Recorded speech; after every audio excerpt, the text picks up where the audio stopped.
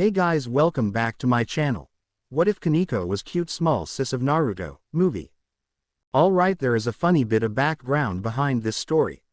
You see, one of my friend read the latest chapters of Twin Tales the Pure by Fairy Tail Dragon Slayer, and he said he was looking for someone to make a reading story of this. So my friend suggested me to Fairy Tail Dragon Slayer and let me know, and I got a message from him. He talked and I agreed to do a new story with this. So now that the groundwork is out of the way, let's get started. Disclaimer: I do not know Naruto nor High School DxD. I don't even own this story as it is owned by Fairy Tail Dragon Slayer. I'm just using his work for this with his permission. Finding Twin Tales the Pure. Rias waited for Akeno to come back from seeing who was knocking at the door of the Occult Research Club house. She was in the middle of talking with her peerage members about different tasks she had for them when she heard a knock at the door. She was surprised at first, as they do not get many visitors, before Akeno went to see who it was. Her other pieces, Kiba and Koneko, were waiting quietly while Koneko ate her chocolate snack. They looked up when Akeno walked in holding a brown package. "Who was it, Akeno?" Raised asked. Her queen looked up confused. No one was at the door, but this package was sitting there. "I checked it and there was no sign of holy magic, so I am not sure what it is." Rias frowned at this before she took the package Akeno offered. She opened the box and pulled out a book. It was a pure black book with the title reading, Twin Tales the Pure, in gold writing. She read the title aloud in confusion, not noticing Koneko glancing at her. She felt a bit concerned with anything that had a title of Twin Tail. Rias looked the book over and saw it had nothing else written on it besides the title. As she was about to open the book, Kiba said, "Bushu, there is a letter." Rias looked down and saw a letter sticking out of the box. She picked it up and opened it. She read aloud, "Dear heir to the Gremory family, I hope you actually open my package, as it will being some insight on the future of not only your peerage but to yourself. It is not a tale of future itself, but a possibility of what could have been. This is when a single powerful soul is introduced into the world and how it changes everything. Please read with your peerage, both old members and new members. I know you shall gain. Try and leave this book in your hands only, for the information, while different, can still lead to drastic changes in which terrible things may happen. I hope you enjoy. With best wishes, Amaterasu." Rias was stunned, and she was not the only one, as her whole peerage was silent. Akeno was the first to say anything. Era, to think we got a gift from a goddess. So unexpected." Kiba looked up at his king. "So, should we read it?" He was interested in what would happen, and he wondered he would find a clue on how to avenge his friends. "No," Koneko stated, not wanting anything to do with this. Rias, however, looked at the front of the book. If this says to be true, then while it might not be the same, it may still help her. This could point out possible peerage members she can add to her own. This could give her a clue on how she can get out of her marriage. This was too good to pass up as she opened the book. The others, though Koneko was frowning slightly, sat around her as she started. Chapter 1. Rebirth. In an endless sea of colors and shapes, this space of the universe was known as the dimensional gap. A place that was so ever-changing that it was very much like looking through a kaleidoscope, yet the colors were so vivid you knew you were not looking through such a thing. Instead, a person could only marvel at its wonder before dying. The dimensional gap was a place where the void was present, and any life forms without protection would die within seconds of entering this beautiful bridge between worlds. In this world there was only a single entity that could call this place a home, and at this moment she was calmly sitting down in the nothingness of the gap.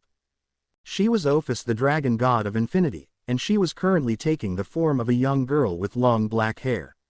Her skin was as pale as the moon, but her gray eyes had such a cold life to them.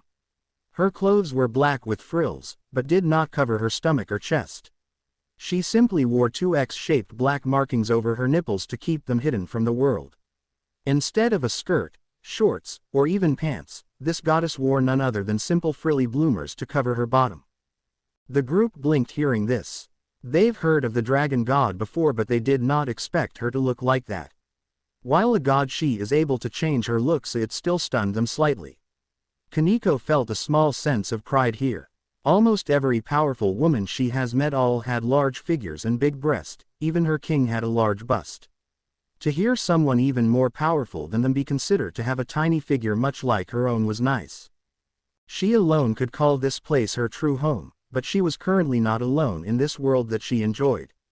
Another being was with her, seemingly frozen in time with how they would not move a single inch. Not a breath could be heard from the one with her, and as she stroked this being's hair the colors started to fade away to reveal his form. This was a young man with the messiest of blonde hair, and his skin was like the sun had kissed him. He was young, looking to only be 17 years old at most, while also being average height for his age. The most unique trait about him was the 3 whisker marks that were on his face, seeing as they stood out from the rest of his relatively normal features that you would find on a handsome young man. He was well built, and his body was seemingly sculpted from the hardest of stone. Ophis ran her finger along the pectoral muscle that was showing through the young man's ripped clothes. "Oh," Akeno said, thinking of such a boy. Rias pictured it, and while there were no pictures she felt like the boy would no doubt good looking. This was Naruto Uzumaki, the greatest hero that the human race had been able to produce in the last 10,000 years. No others have been able to match him since the day that he had passed from the world of the living, and she had personally collected his soul. Since his passing, she had spent countless hours working to restore what remained of him to his former glory. For it was his final moments that had gained her interest in him. Naruto Uzumaki had been a ninja in his life. He had been a warrior that was trained to kill and die for his village, and he personally had been given a rotten deal in life. Even from a young age, he was weak and defenseless, but he never gave up. He grew and grew to almost impossible levels of power that was without true match to this day. Only the most powerful of angels, devils, and fallen angels could scratch the surface of his true power. Even if somebody did have more power than him, Ophis had little doubt that Naruto would still win any fight. He was a force that did not just rely on fighting, but truly connecting his feelings and understand to other. He could make even the most demented of men switch the two side of good, and in battle he could pull monstrously effective moves out of nowhere. When most people would give up, this human would strive forward and do the impossible. The group was stunned. A human did all of that. He was that powerful. Amazing. Kiba muttered, impressed at someone who was human to have such skill. Akeno thought about it. This soul must be the one that changes everything. The one the goddess mentioned. Rias nodded and wondered if she would be gaining this Naruto as a member of her peerage.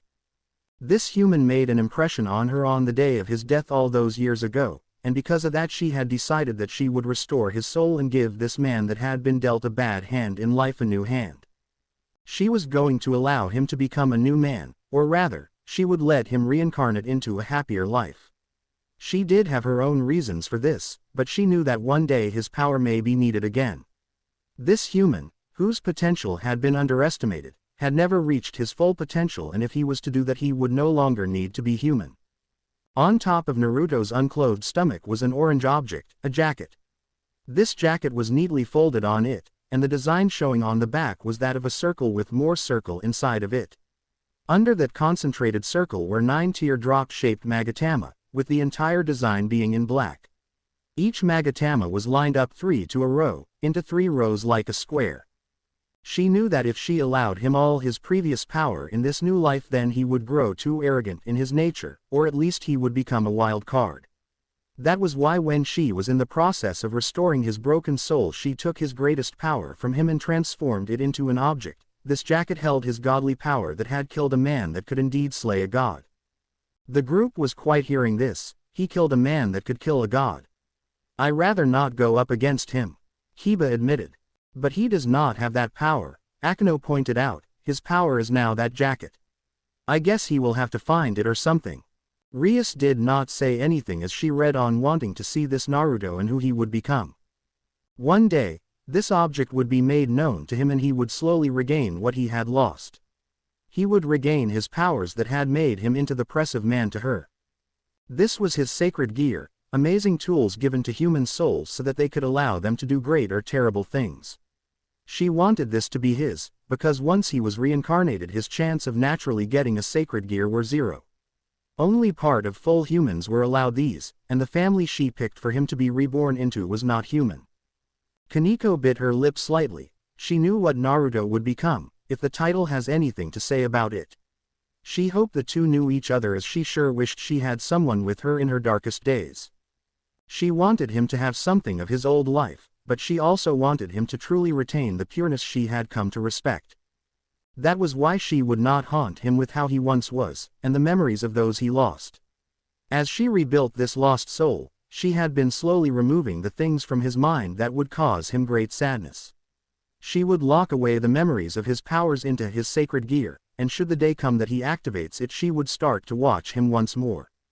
As it was, she was using most of her power, keeping the one she hates the most out of the gap. As it was, she would only be able to hold out her strength only so much longer before she was forced to reincarnate him without him waking up first, and should her enemy come into this plane she would be forced to leave, for she would not have the power to get him out on her own. She felt him stir ever so lightly, as he breathed the first breath in his many years of death. This was the breath that she knew would be the one to grant him new life, but yet he showed no signs of waking. Finally, as a sign from above, the orange sun mark on the palm of his right hand started to glow once more with life. Naruto Uzumaki jerked awake once more, but found that he was unable to move of his own free will.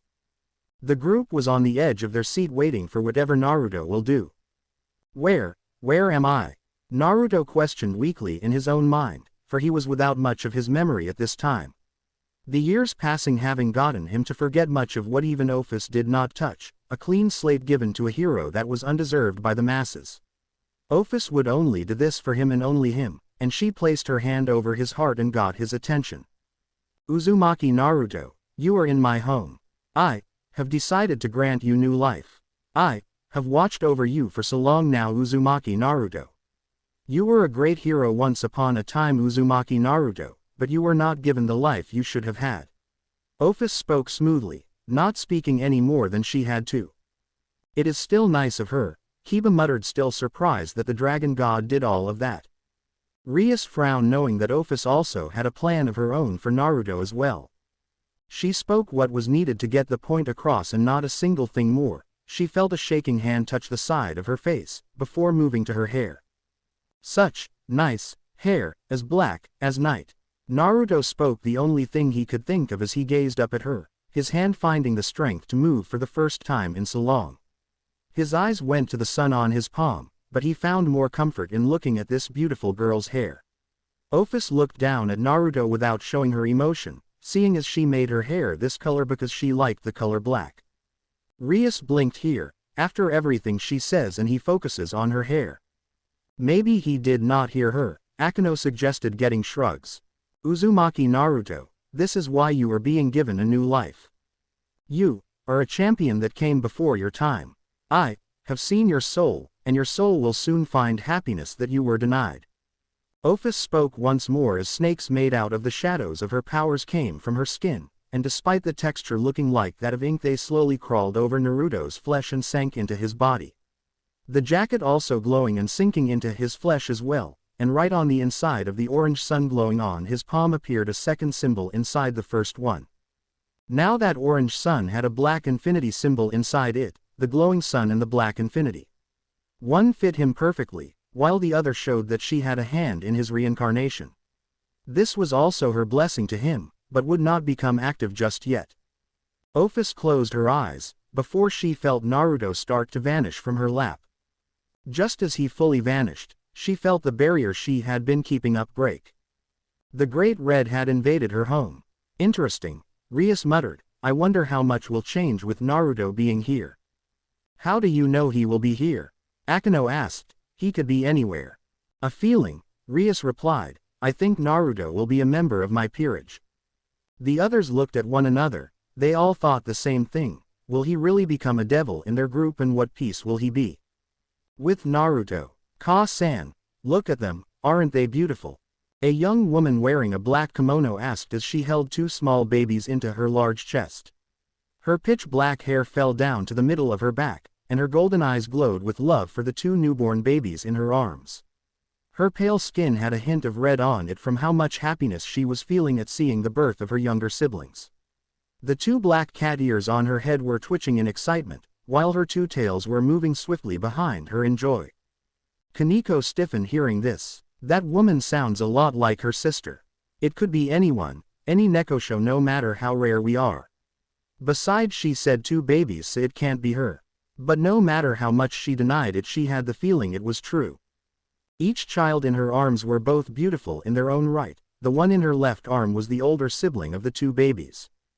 This was on a cute little baby girl, and like herself she had cat ears coming from her head. Only these ears were white, just like the small tuft of hair on her head. Her eyes were opened and looking around everywhere, showing that they were a golden yellow color like hers were. Her skin was pale like Kuroka's, and her little white tail was moving like no tomorrow. Koneko was still listening. It sounded like herself as a baby, but until she heard her own name she will not believe it. The second one, the youngest sibling of the trio, was a little baby boy. Unlike either sister, this boy had naturally tan skin, like he was born under the sun. 3 small whisker marks stood out on each cheek, giving him the look of a cute little kitten. His tail was wrapped around her forearm, and she saw that there was a small tuft of pure white hair on his head. It was white just like his sister's hair, but instead of a single color for eyes she noticed that he had 2 colors. Not 2 colors exactly, but she was able to see that one second they would turn blue, before they went back to a golden yellow. That's him, Kiba pointed out. I think we figured that out ourselves. Rias added politely. Koneko took a deep breath, shocked to hear the hero of great power was a nekosho like her, and if it was to be believed her own brother. She tried to deny it, but the feeling was getting stronger now. The mother of these 2 babies was currently laying against the side of a tree, and she wore a blood-stained white kimono. Her skin was beyond pale, and her white hair fell down to her breasts. Her dull yellow eyes peered out from her curtain of hair, looking at the children she had birthed with a weak smile on her face. She didn't have much strength left in her, and she was bleeding out fast. She knew that she didn't have long to live, but sadly for her she had not been able to get help fast enough to find a good place to birth her children. Koneko stiffened hearing this. She never knew her mother as she died giving birth to her. While she never knew her she kept the tears from flowing. She still did not want to believe it, but if this was her mother then. She was a nekosho, which meant that she was a third-class citizen in the underworld. Most of the devils would ignore their cries for help, with very few truly helping them succeed in life. Sadly, they were also a poor family because of how hard it was to find a job in the underworld these days. Kuroka-chan, what are their names? Koneko gasped softly, although Rias did one louder. Rias was stunned hearing that Naruto was the little brother to one of the most dangerous criminals in the underworld. Koneko however focused on hearing her mother's last words. She did not know them at her birth and she hoped her mother would be proud of her. The mother of the twins asked with a smile, knowing that her eldest daughter would pick out a good name for them. Kuroka got down on the ground and moved her mother's hair out of her face with a sad smile. She knew that she had been born with a weak body. Her mother had always been a rather weak person when it came to physical labor. She had nearly died giving birth to her a while back, so birthing another child, let alone 2, was a death sentence to her. The other members of the group frowned sadly. They felt it was terrible that Naruto and his new family would be without a mother. This one is going to be Sharon because of her white hair, and how cute her little sounds are. I do not know what to name my little brother though. Why don't you name him Ka-san? As your last act you should name him. Kuroka offered kindly to the dying woman, knowing that deep in her heart that she wanted to name at least one of the children before she passed on to the afterlife. Koneko smiled softly hearing her mother naming her brother. There was no longer denying it as her little newborn self was named before everyone here. She was grateful no one knew her real name, otherwise things could be uncomfortable for her. The woman moved her head up to look at the little baby boy, before she coughed out a glop of blood onto her stomach. She started to go into a coughing fit, and she got her hand up to her mouth near the end. Kuroka watched with small tears in her eyes at how her mother was dying in front of her eyes, but with her happy smile never leaving her face. She watched her mother take her hand away from her mouth, and she looked at the blood in her hand for a moment. She watched as the blood all around her hand began to move towards the middle of her palm, bending and moving along the pale skin until the blood touched in the middle of her palm. Her eyes widened when she saw the perfect name for her youngest child in her blood. She glanced at Kuroka, before she used as much strength as she could to move her hand up and show her oldest child what rested on her palm. A single design, something that had come at the perfect moment. The blood she had coughed up had formed the design of a whirlpool on the middle of her hand. Rias went wide-eyed. Naruto, it means maelstrom, a kind of storm or whirlpool. Akeno smiled. Well, at least our hero still has his name. Naruto, he will be named, after the most power, kind of whirlpool, maelstrom. Tell them, that I don't regret giving birth to them. The nameless mother of three said before her head slumped forward and her arms touched the ground with a thump. This woman, who had used her final moment to tell her children that she loved them in her own way, had died in the middle of the forest with a smile on her face. Thus was a mother's love, to give her life for her children at the drop of a hat. She had been proud of herself in her final moments for having lived such a happy life. Having raised her eldest child, having birthed her youngest too, and having named her last. She had died a happy woman. Rias noticed that her rook was now crying quietly. Koneko? She asked worried. Koneko rubbed her eyes. Keep going, she muttered. Rias was still worried when she noticed Kiba and Akeno were very sad as well, but none has a bigger reaction than Koneko. She went back to reading, still keeping an eye on Koneko. Don't worry, Ka-san, Sharon-chan and Naruto-chan will be safe. I will protect them with my life if I have to. No matter what, I will always put them before myself, just like you did. Kuroka said as the tears finally broke through her eyes' lashes and fell down her pretty face. She wouldn't have been this way if her mother had not said something so beautiful in her final moments. She kissed her younger siblings on the foreheads just as they started to cry loudly, as if knowing that their mother was dead. Kuroka made a promise to herself at that moment, an oath that she was using her tears to bind her to. From this day forward, she would make sure that Sharon and Naruto would be happy. No matter the cost to herself, she would raise these two with as much love as she could. Her mother died bringing them into this world, and she would die to protect them from this world if she had to do it.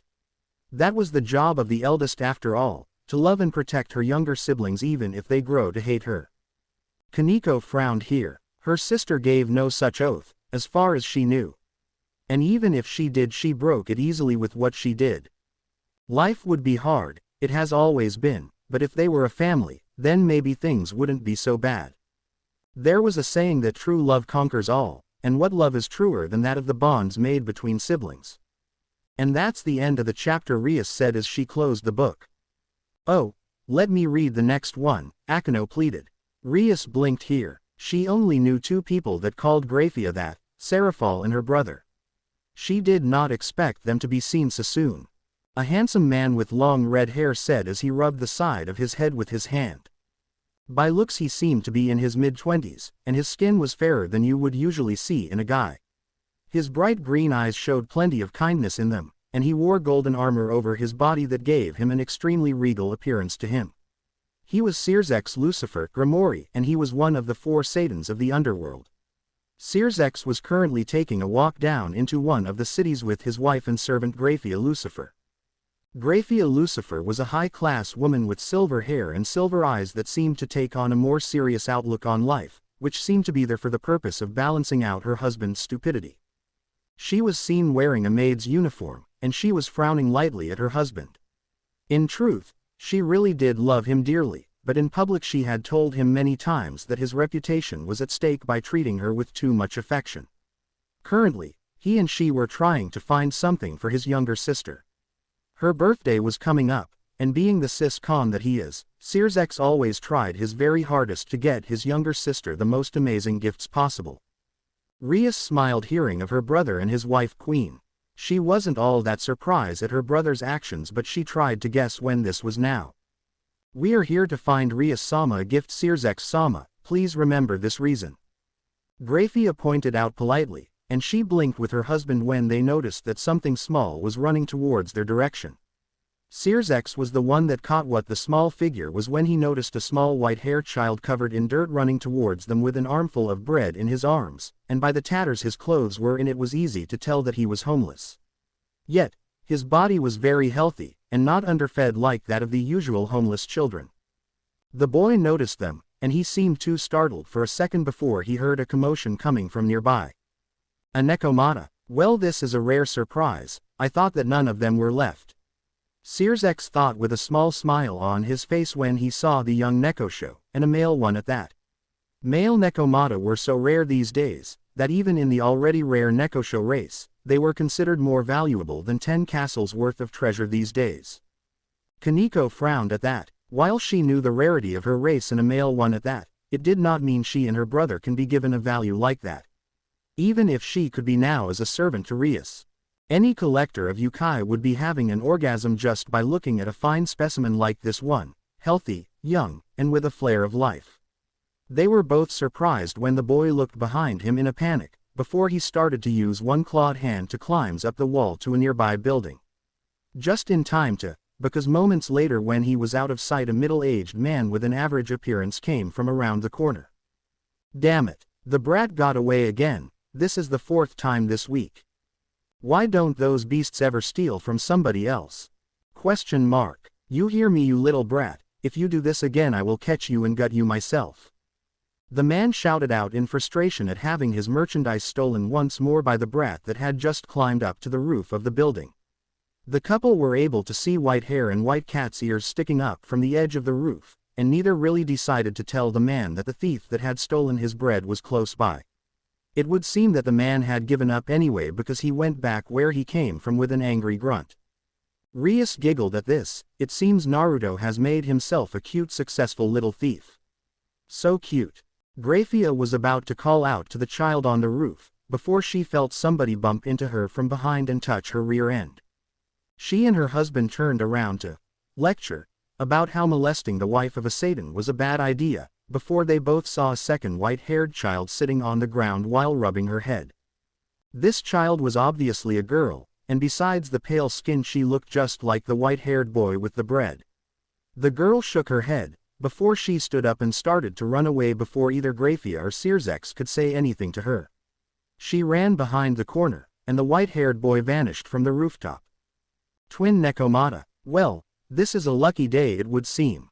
I just know that today I am going to pick out the best birthday present for Rias Tan.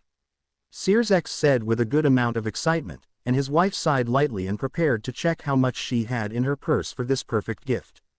Rias blinked here, coming to a conclusion of what her brother might be getting her. She glanced at Koneko thinking. Koneko frowned, thinking along the same lines. Did this mean she and her family would be with Rias's family before the other devil took her sister and she killed him? Could this mean her family could be whole and better than it is here? She recalled the title and figured she might have to wait and see. She blinked in shock when she saw that the straps to her purse had been cut completely by something, and the end of her purse where she kept all the money had completely vanished. Rias blinked while Akeno giggled. Era, it seems the strongest queen just got her purse stolen. It's funny when you think about it. Koneko did not agree since she knew it was her that stole the purse. She feared for her counterpart here. Sirzechs-sama, it would seem that we have been robbed by a small child. Grafia pointed out with an annoyed, a very annoyed, tone to her voice that spoke volumes for how angry she really was. Koneko gulped quietly here. Sirzechs only smiled lightly and looked into the direction that the small children had run off in, because it would seem that they had been robbed by the same people that had been robbing the people of this city for a while now. There had been reports of small robberies happening in this city, but never anything too serious. The most that has never been reported stolen was food and clothing. You know, I may have just found the perfect gift for Rias. Sirzechs said with complete honesty as he walked in the direction that the children had last been seen by them. Grafia caught on to what he was going on about, and she sighed very lightly but couldn't help but agree with his logic in this. Very well then, Sirzechs-sama, Grafia said with a light bow, before she followed behind her husband as he took the last known path that the children had used. Koneko now knew what was going to happen next. She still worried about what could happen, but she hoped for the best. She was still rather ashamed that she had not noticed that her purse had been stolen from her until after she checked for how much money she had.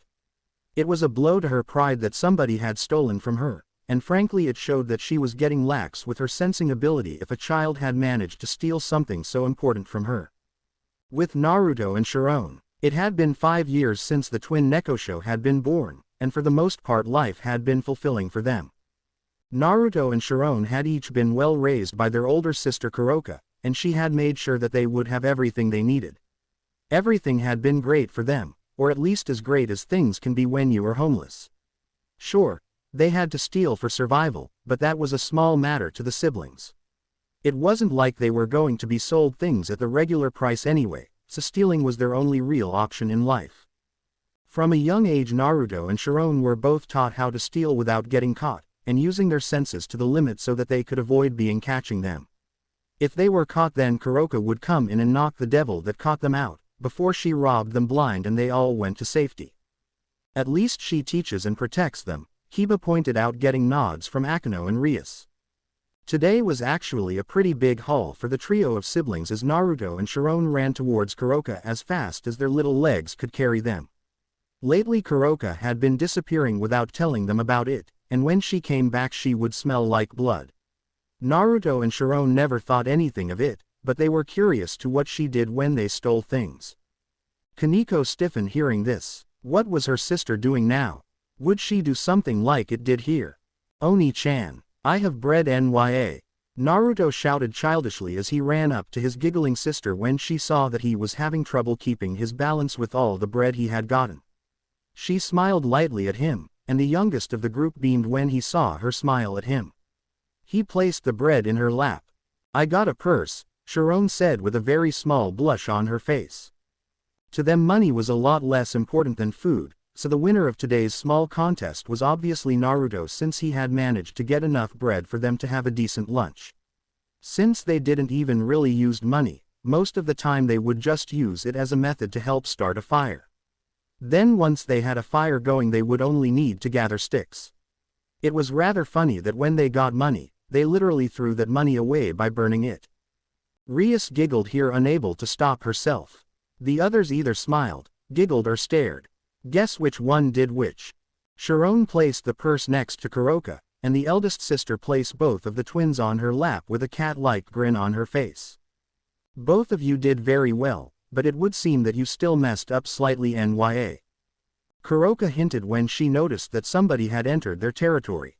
Both Naruto and Sharon blinked in confusion when they heard her say that, and looking around childishly they could see anyone following them.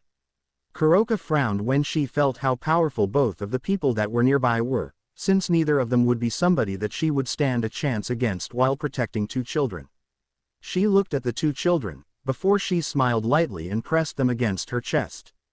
Then her eyes sharpened and she struck both of her younger siblings in the back of the neck, knocking them both out before they could even react to her hitting them. She stood up and safely placed her siblings against the tree, before she stood in front of them with sharp eyes that pierced through the darkness of the forest they were in. Kiba frowned. He did not approve of hitting the two like that even if it kept them safe. From the looks of Rias's face she agreed too. There goes the element of surprise. Her apparent enemy stated as she saw the current Lucifer and his wife come out of the shadows now that they were obviously caught. He had a sheepish expression on his face, while his wife placed the tips of her fingers against her head while shaking her cranium slightly to show what she thought of her husband ruining the element of surprise. I didn't sense your power, I smelled you out. Not even you can hide your scent, Satan read nya, and my sense of smell is too powerful for you to trick nya. Koka said with a frown on her face, her danger senses not going off yet for some reason. Rias smiled. While her brother was many things, he did not attack randomly or without reason. It was like somewhere in her she didn't register this guy as a threat, or at least that he wasn't going to attack them in cold blood without letting them put up a fight. That, or he liked children and didn't want to kill the one raising the two children behind her. That too, Rias thought, agreeing with Koka. It seemed strange she agreed with the criminal, but she figured this was before it happened. Nekosho it is then, I can't sense you at all. Graphia pointed out as she tried to sense for Koka's aura, but was surprised when she found nothing. She could feel the aura of the two knocked out children, but the aura of the one standing in front of them was so well hidden that it was like it wasn't even there at all. They weren't being suppressed either, but it was like they didn't even exist. You noticed me hiding my aura with senjutsu then, no surprise there that the strongest queen would be able to tell that I was a Nekosho nya. That leaves one question though, why are you here? Koka asked with narrowed eyes, her yellow eyes glowing with power waiting to be unleashed. She could take out the silver-haired devil, but not Sirzechs. Rias was surprised to hear this. She knew Koka as powerful and dangerous, but to think she could defeat Grafia. She did not know if that was true or not, and she did not want to know.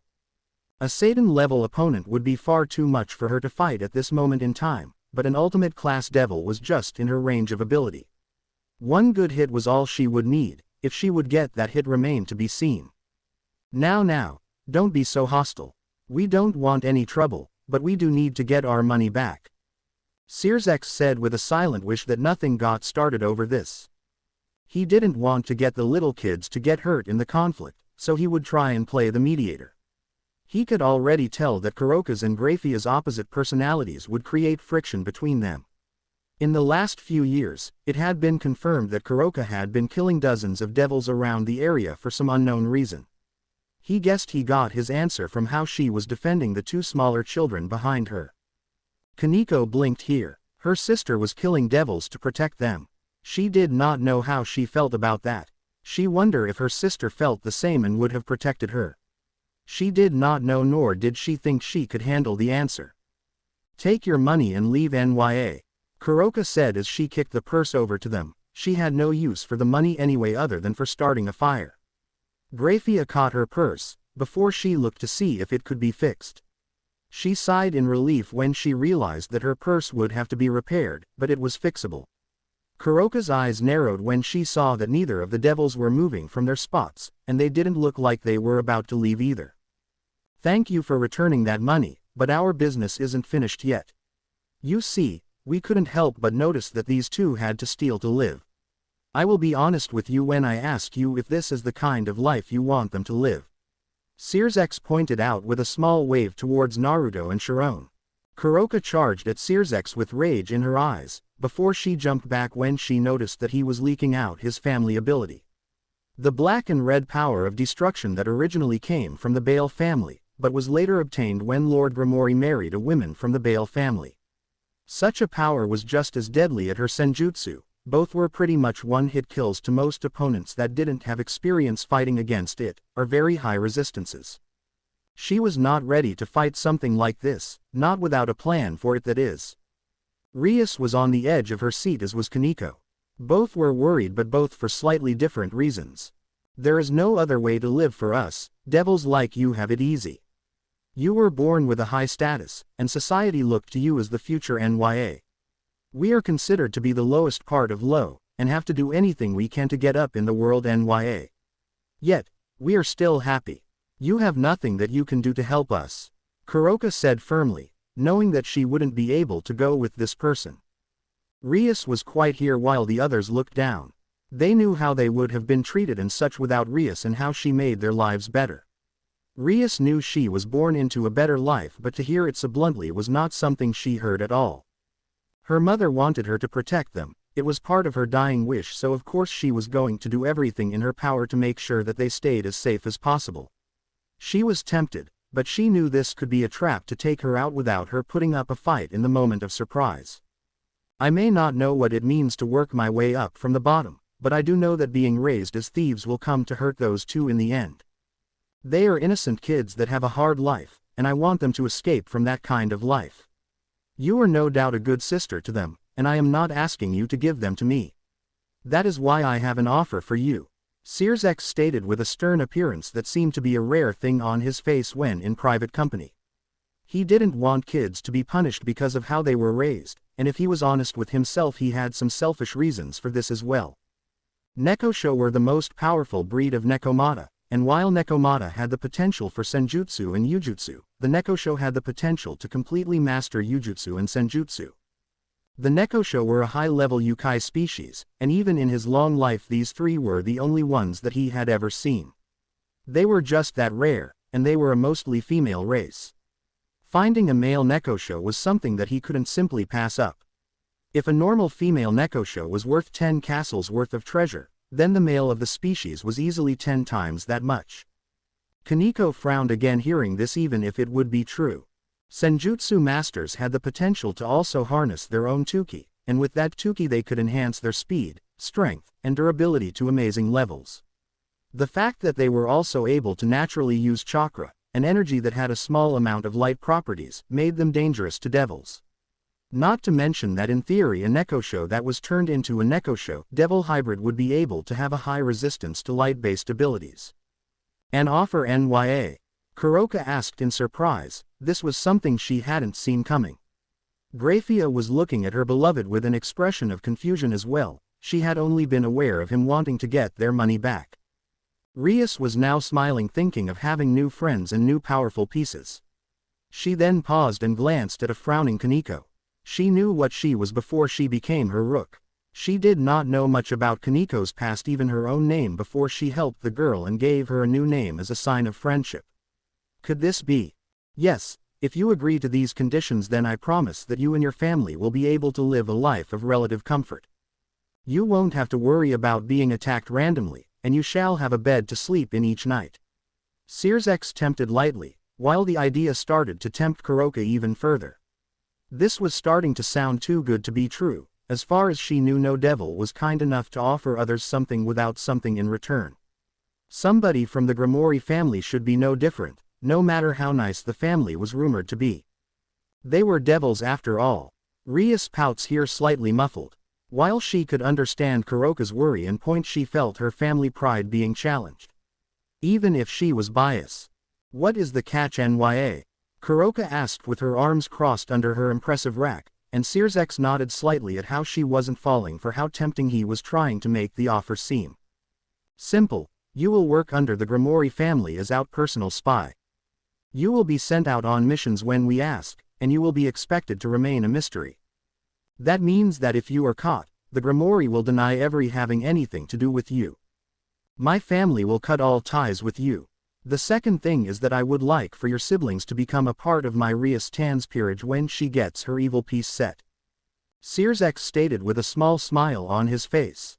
Getting Rias two potentially amazing pieces would be an amazing gift for her birthday. Not to mention the fact that the family wouldn't have to steal anymore, unless Koka was ordered to do that. The two children would get a friend that was only 2 years older than them, and Rias would get 2 rare friends, servants, pets, depending on how she saw them. Koneko looked up at Rias, who was smiling kindly at her. Hiba looked between them, trying to understand why, while Akeno was focused on the book. Koka was torn between choosing her own desire for a free life, or the safety and happiness of her younger siblings. She could trade away all of their freedom for a happy life that wouldn't be completely filled with danger, or she could tell Sirzechs to stick his offer up his ass and potentially damn them all in the future. They were Nekosho, a near-extinct species of Nekomata. They were most likely the last of their kind, and if they died out, then that was it for their race. Not to mention, if something happened to her, then nobody would be there for her precious siblings.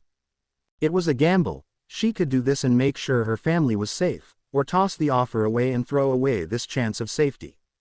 The choice was obvious, but she just didn't want to make it. She had sworn on her mother's unmarked grave that she would protect her siblings no matter the cost to herself. She said unmarked, because if anyone discovered that the grave held a Nekosho in it, they would break it. It was easier to have the location memorized than to rebuild it every time they went to visit. Naruto-chan, Sharon-chan, forgive me for what I am going to do. Koka thought in her mind as she took a breath to calm herself. With determination in her eyes, and a heart that was prepared for her siblings' anger, she gazed at the devils and decided upon her answer. She was placing everything on the line with her choice. She hoped that her mother could forgive her. Rias smiled at Koneko, who looked down. She knew what would happen next. Her friends would know about her true nature and her past, even if it was different. She, however, also knew her friends have their own secrets and knew they would not shun her. Besides, she was actually looking forward on seeing how her family lives would become better now. Let me get this straight. You want me to betray my cute little siblings' trust just so that your little brat will get 2 rare pets NYA? Koka asked with narrowed eyes towards Sirzechs.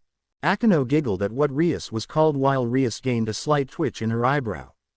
Her answer would completely depend on how he answered her, and if it was a good answer, then she wouldn't mind allowing her siblings to join this girl's peerage. If the answer was bad, she would completely reject the offer and tell him to stuff it up his ass. Grafia was looked between the siblings with a cautious gaze, making sure to keep her eye on the sleeping siblings just in case they woke up. Oh, You misunderstand. You see, if I just took your family and then there would be many political responses to this. You see, my little Rias-tan doesn't really have any friends in her general age group, and I think the same could be said for your little ones. Rias blinked hearing she had no friends. Maybe this is before I met you, Akeno. Her queen thought about it. It would make sense as they are around 5 and you would still be quite young. If they become hers then they would automatically get the protection of the Gremory family. You will be paid for your services, and it isn't like they will be treated badly. You can see them anytime you want to, but they will belong to Rias. I just thought it was sad that the last family of Nekosho had a bad life, and this is an offer that benefits us both. Sirzechs said with his hands waving in a way to keep her cool. Yes, he wanted to give the twins to Rias as a gift that would one day become powerful servants, but it wasn't like this was a completely selfish desire of his. It does sound like it, and pretty much any other devil it would be that way, Akeno said thinking about it. He figured that the twins would be able to play with Rias, and as they grew up together they would be less likely to be seen as servants. They would be like family to Rias, because the Gremory in her was strong. She would just love to have 2 little friends to play with, and watch anime with. Yeah, he blamed himself for that one. He brought her back one DVD of Sailor Moon, and then his little sister starts her road to becoming an otaku. The others blinked here. Rias was sure she was not an otaku, even if she liked some anime humans came up with. Akeno giggled imagining what Rias would be like as an otaku. Oh, I hope we would be able to see a picture of it or an extreme example. Single quote. Koneko and Kiba shook their heads as they cannot see it. I will be paid NYA. And they won't be hurt? Koka asked with a quick glance at her siblings. She wasn't as worried about Naruto getting hurt, because he was a tough little guy. He could take as much punishment as he possible could and then come back for more. Those times she watched him secretly train with that strange Yujutsu of his proved that he could take a hit when his own moves backfired on him. Not to mention he had an amazing healing factor, and a very high amount of chakra in his body. Kiba whistled, must be because of his reincarnation. I don't see any other reason he could be as strong. Makes sense, Rias added, but she was excited. If Naruto was already this strong then we should have a good member for her peerage. Koneko agreed, but she was worried. She feared for her brother would try and train in senjutsu and what could happen if he went mad like her sister. Sharon on the other hand wasn't nearly as strong, but she seemed to have an amazing ability when it came to learning. She didn't want them getting hurt, but either way avoiding pain was impossible. They will be hurt eventually. If they were to join her peerage, then they would no doubt go through a rating game. If they were to do that, then they would get hurt. It is very rare for anyone to die in a rating game though, and a great team of medics is usually there to take care of injuries. Can you say they won't be hurt by the people that placed a price on your head, Koka the Black Hellcat, or how about, Demon Cat Koka, because eventually people will come after them to get to you. Sirzechs stated in a matter-of-fact voice, while Koka winced. Already she has a bit of reputation. Rias muttered seeing how that changed. Unless she already had that nickname before becoming a devil. She had a lot of enemies that would just love to get their hands on her siblings and do unspeakable things to them if it meant hurting her. Almost nobody among her enemies would dare mess with one of the still standing 72 pillar families. Doing that was akin to suicide in most cases, and messing with the Gremory was something even she wouldn't do. The Gremory was the family that had managed to gain the Bale clan's power of destruction, and in this family were 2 confirmed users of this power. The mother of the 2 children, and the man standing in front of her. One of the 4 Satans and the one that was considered to be one of the most powerful ones. Then there was his wife, somebody that was nearly on par with a Satan-class devil. After that was the fact that the Gremory family were allied with the Citri family, and if you messed with the Gremory you were messing with the Bale. The Bale were considered the most powerful family in the underworld. Not to mention that the Citri family also had a Satan in it in the form of Seraphal Leviathan. In the end, it was a very poor choice to mess with the Gremory. That was akin to taking on 3 Satan-class level devils, the Gremory family, the Citri family, the Bale family, the power of destruction, as well as any secret weapons they had that weren't well known. When you think about it, you really don't want to mess with your family. Kiba said, to which Rias nodded knowing this fact. Basically, Only those with death wishes or those that were sure of victory would even dare to take on the Gremory with how much backup they had. Think carefully, Kuroka-san, or you may make a choice you will regret. With the backing of the Gremory, your siblings will have better lives.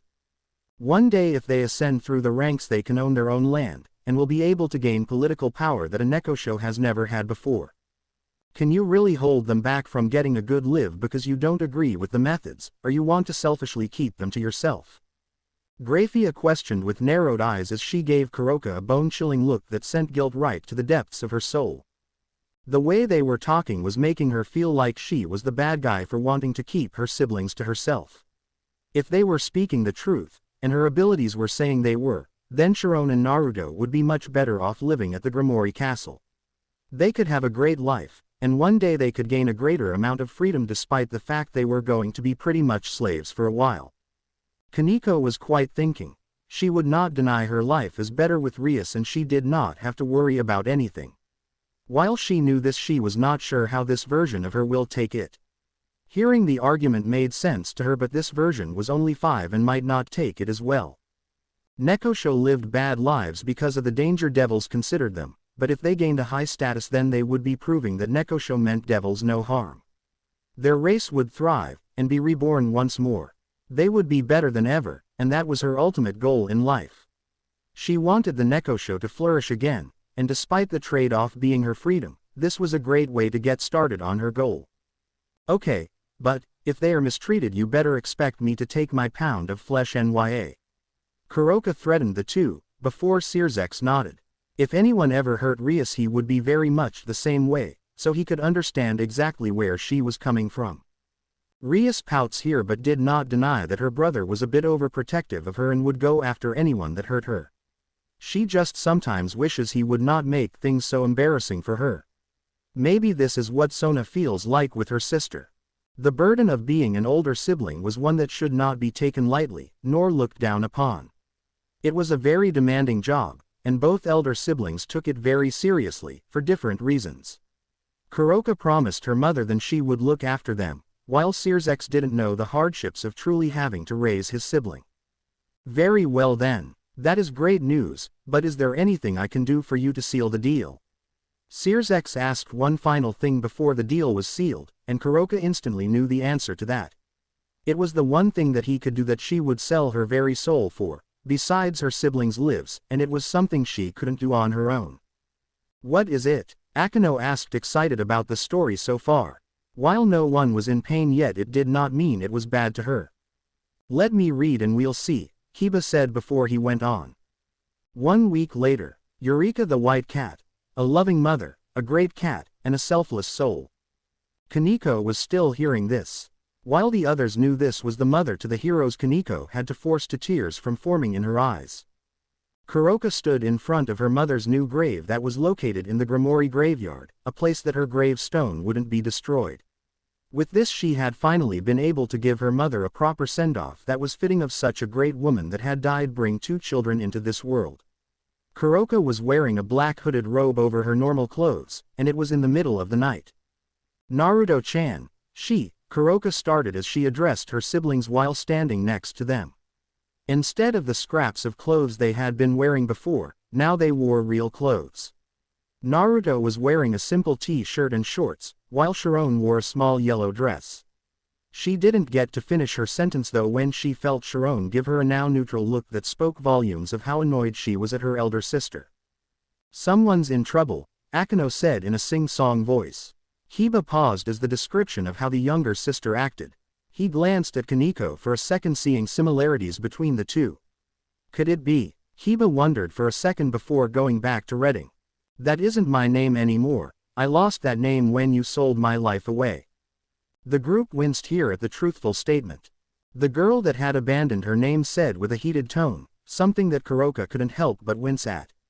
The girl that was formerly named Chiron had taken the news that they would soon be little more than playthings for a girl pretty hard. Her once expressive face had lost almost all emotion, and it was clear that she was not happy with Kuroka. This was something that she also couldn't fault her little sister one, because she would be angry if her freedom was sold away as well. Koneko could agree with her other self with that her point of view somewhat. But she went through an even more horrible event, so she might have preferred the way the story was going. Oni-chan, I'm not mad at you Nya.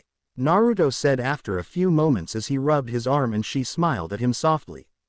She could always count on Naruto to look on the bright side of things. No matter how horrible life had been, he would always smile and act like nothing was wrong.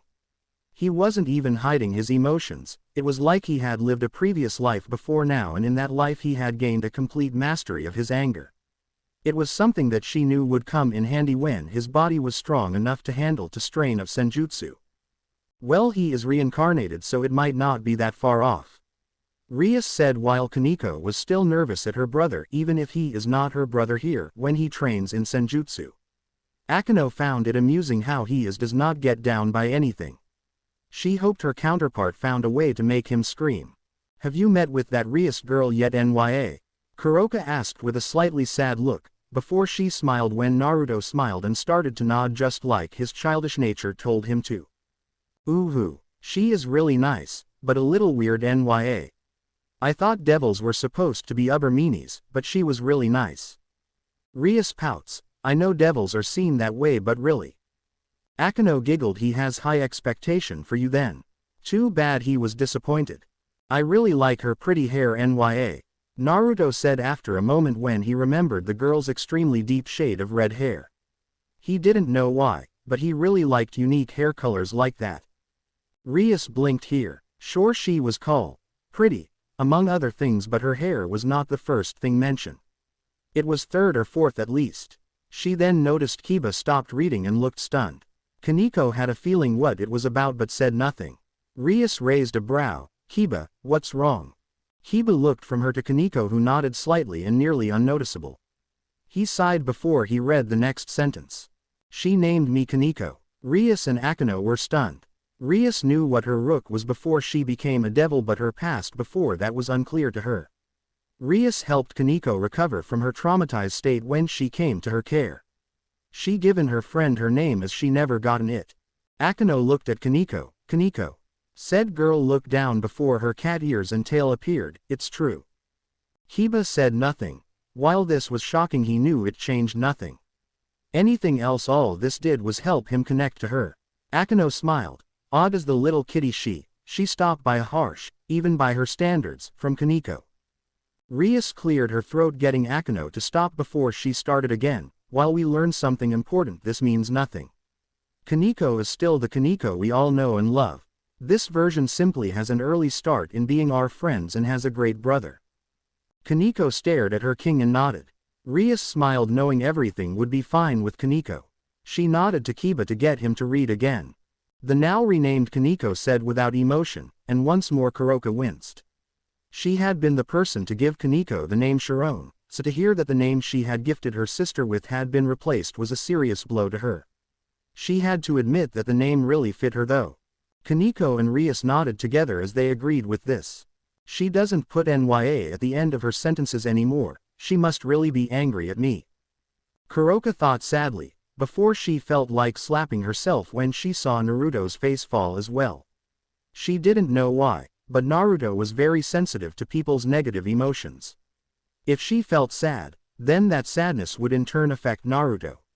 She had no clue why, but he seemed to have some very strange abilities that would seem to randomly pop up sometimes. She was even more surprised that he didn't seem to notice that anything was wrong with him, so she didn't bother bringing it up. Rias-chan says that she is getting her evil piece thingy next year's, and we can join her peerage then Nya. Naruto explained with a light smile on his face when he noticed that Koka had cheered herself up. Koka was actually happy that her siblings had an almost a whole year before they would become a part of Rias' peerage. So this is before I met Akeno then. Rias thought as she got a better glimpse at a timeline. Akeno giggled, thinking how a small Naruto trying to pronounce peerage was cute. She just wanted to hug him so hard it starts crying in pain. Koka watched as Koneko suddenly started to walk away with Naruto following after her and talking to her about everything and nothing at the same time. Koka looked at her mother's new grave before a tear fell down her cheek. She could never say how sorry she was for what she did, and she could only hope that her mother would forgive her. Koneko was quite here as she had a moment for her deceased mother. The others felt Takino could not help my giggle here. Era, it looks like I come into the picture now. Maybe with Naruto and Koneko being there we can become great friends. I know their screams will be nice to hear. Pity we can't hear the voices. Kiba and Rias gave her deadpan looks like Koneko ignored her as she started. It had been 5 years since Naruto and the newly named Koneko had been given a home at the Gremory castle. These 5 years had been good for the small children of now 10 years old. They were well fed, and their owner was truly a very nice girl. Both Naruto and Koneko still got along very well with each other, but Koneko only ever got mad at Naruto when he brought up that she should try and forgive Kuroka. Koneko was very stubborn on the fact that Kuroka was in the wrong by selling them away, while Naruto didn't really care. Koneko gave a slight pause hearing this. She did not know what to think concerning her sister with what she did. Part of her was happy her sister did not cause her the trauma she knew before Rias, but the matter she would still be betrayed still hurt slightly. Right now though, Naruto was sitting in the garden on the Gremory castle with one Rias Gremory. Rias was a very young, for a devil, girl at the age of 12 years old. Her red hair was a little bit lighter than her brother's, but still being a blood red shade of crimson. Her skin was a healthy pale thanks to her heritage, and she could pass off for an English woman thanks to her skin color. Her eyes were a warm green color that Naruto found just as pretty as her hair. Rias could not help but giggle here while Koneko frowned, feeling a strange feeling she did not know. And finally, as the daughter of a Gremory and a Bale, she had inherited the power of destruction just like her elder brother. Right now though, she was wearing a black dress that went down to her thighs, and her growing breasts were pressed up against the back of Naruto's head. "Aw, so cute," Akeno cooed, keeping him in your lap like a teddy bear. "The fact he is pressed into your breast makes all cuter. Maybe play with him a little, making him think perverted thoughts." Rias sighed. "Enough, Akeno. Beside, I doubt they would do anything. And the fact my breast are against his head is more size difference than anything else." Akeno just giggled as Koneko went on. This was their favorite bonding activity to do together. Naruto would sit in Rias' lap and use a small watering can to water their own little garden while she would just enjoy holding her friend. Rias' happy personality would spread and make Naruto's own mood much happier, because with his growing empathy abilities he was now not only sensing negative emotions, but also positive ones. It was a blessing just as much as it was a curse, because if Naruto was around a large group of people feeling negative emotions, then he could get physically sick from the overexposure to negativity. He was also personally influenced by heavier strong emotions, which was why he liked to stay around Koneko or Rias. Koneko had a small amount of emotion in her, and she was his sister, so he didn't get much feedback from her. Rias was just usually a happy person, so he liked being around her happiness. "Hey Naruto-kun, a few days ago I found a girl that I wanted to make a part of my peerage. Right now she is being moved into a room at the Gremory castle. I think you and Koneko-chan will really like her," Rias informed Naruto while running her hand through his spiky locks of white hair. Naruto and Koneko had both been made a part of her peerage a few years back, and frankly she was surprised to learn that Naruto took a very powerful piece just to turn him into a member of her peerage.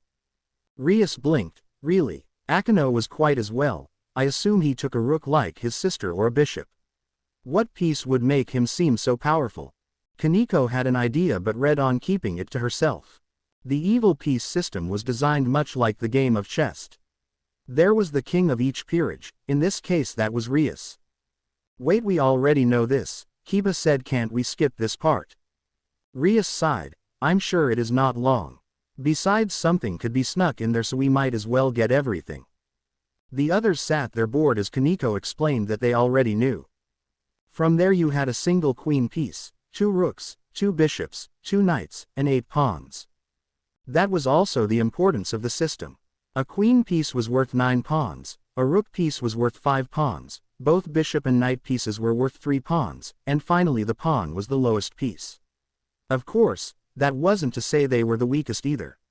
Each piece was given the ability of its chess piece, an enhancement to their abilities that would come in handy during a fight. The rook had amazing defense and strength. The bishop was granted even greater magical reserves. The knight was gifted with amazing speed. The queen was given the combined strengths of the rook, bishop, and knight. Finally, the pawn had the ability to temporarily gain a promotion to any of the higher pieces besides king. Sometimes people would take more than one piece to reincarnate into a devil, or devil-nekosho hybrid in the cases of Naruto and Koneko. Koneko had taken a single rook to turn into a member of Rias' peerage. That meant that she was worth at most 5 pawns, which was a nice first addition to her peerage. Naruto on the other hand was confirmed to be more valuable than his younger sister when she was unable to turn him with any of the other pieces. Rias paid more attention here as she wondered what piece Naruto would be. She had even tried to use all 8 pawns to turn him. Finally, she learned that Naruto be turned by nothing less than her most powerful piece. Akeno tilted her head. Wait, if all her pawns were no good then all that is left is. Hiba smiled at Akeno's stunned look. Koneko felt slightly smug at the fact Akeno was going to be demoted. Rias came to the conclusion as well as she giggled. The queen, and as the queen of her peerage Naruto had been given all the strengths of the rook, bishop, and knight. That made him the most powerful person in the peerage besides her, or when a pawn promoted to the queen position during battle. She was curious as to what was inside him that caused him to be worth such a valuable piece, but she figured it had to do with the strange symbol that would sometimes show up on his right palm. Sadly, it would never appear long enough for anyone to get more than a passing glance at it. Akeno was still stunned at the fact she would not be the queen while Kiba said well he was reincarnated and has a lot of power in the form of a sacred gear so it is understandable. But then what will I become? Akeno asked quietly. Rias pat her friend on her shoulder. I am sure we will find a nice new evil piece for you. Akeno stared at her king. You're joking, right? You can't take the queen piece away and demote me. Can you even demote a devil with an evil piece? Rias giggled seeing her reaction all too funny. She doubted they would be able to replace Akeno's piece and even if they could she would not let that happen. Is she the person I felt coming into the castle Nya? What piece are you going to use for her? Naruto wondered out loud for a second, not really caring to stop using his verbal tick. He didn't know why, but he felt like as a person he should always have a verbal tick. It just felt right to him to have a verbal tick, but that was beside the point. Rias was glad he did not stop as she did find the tick very cute. Hiba raised a brow. Why do I have the feeling that Naruto had a tick in his first life? Naruto had indeed felt a source of some negative emotion, and at the same time positive emotion come into the castle that he hadn't felt before. If he had to describe each person based on their usual emotions then Rias felt like a warm sandy beach, Sirzechs felt like a calm moonlight, Koka felt like a happy cat. Koneko had no real feeling to her most of the time. Lord Gremory and Lady Gremory had a warm, cold thing going on with them. Grafia hadn't been around lately so he forgot what she felt like. There were many other people and servant, but he still knew each of them. This person felt more like the flavor he got when Rias got him a sour apple soda. It was both sweet and sour at the same time, but with a light focus on the sweet, but what you noticed more was the sour. It was like a person that both liked to inflict pain, and feel pain at the same time. It confused him greatly. Akeno started to get out of her self-shock hearing this. She giggled, that's me all right. I love to give pain lots of times and to get pain other times. Funny how you always seem to be on S mode, for S&M, Rias deadpan at her friend. Akeno however was in her own little fantasy and did not hear Rias. I don't really know. But I was thinking of either using my mutated bishop or using as many pawns as it will take. If she can promote during battle then she can become a queen or another piece, and the more pawns it takes the more of a base stat boost she will get depending on how many it takes to turn her. With the mutated bishop pieces though she will get a very high amount of magical power. Rias mused to Naruto and herself as she considered what she was going to turn her newest friend into. She had little doubt that the bishop would be a good piece for her with what her current abilities suggested.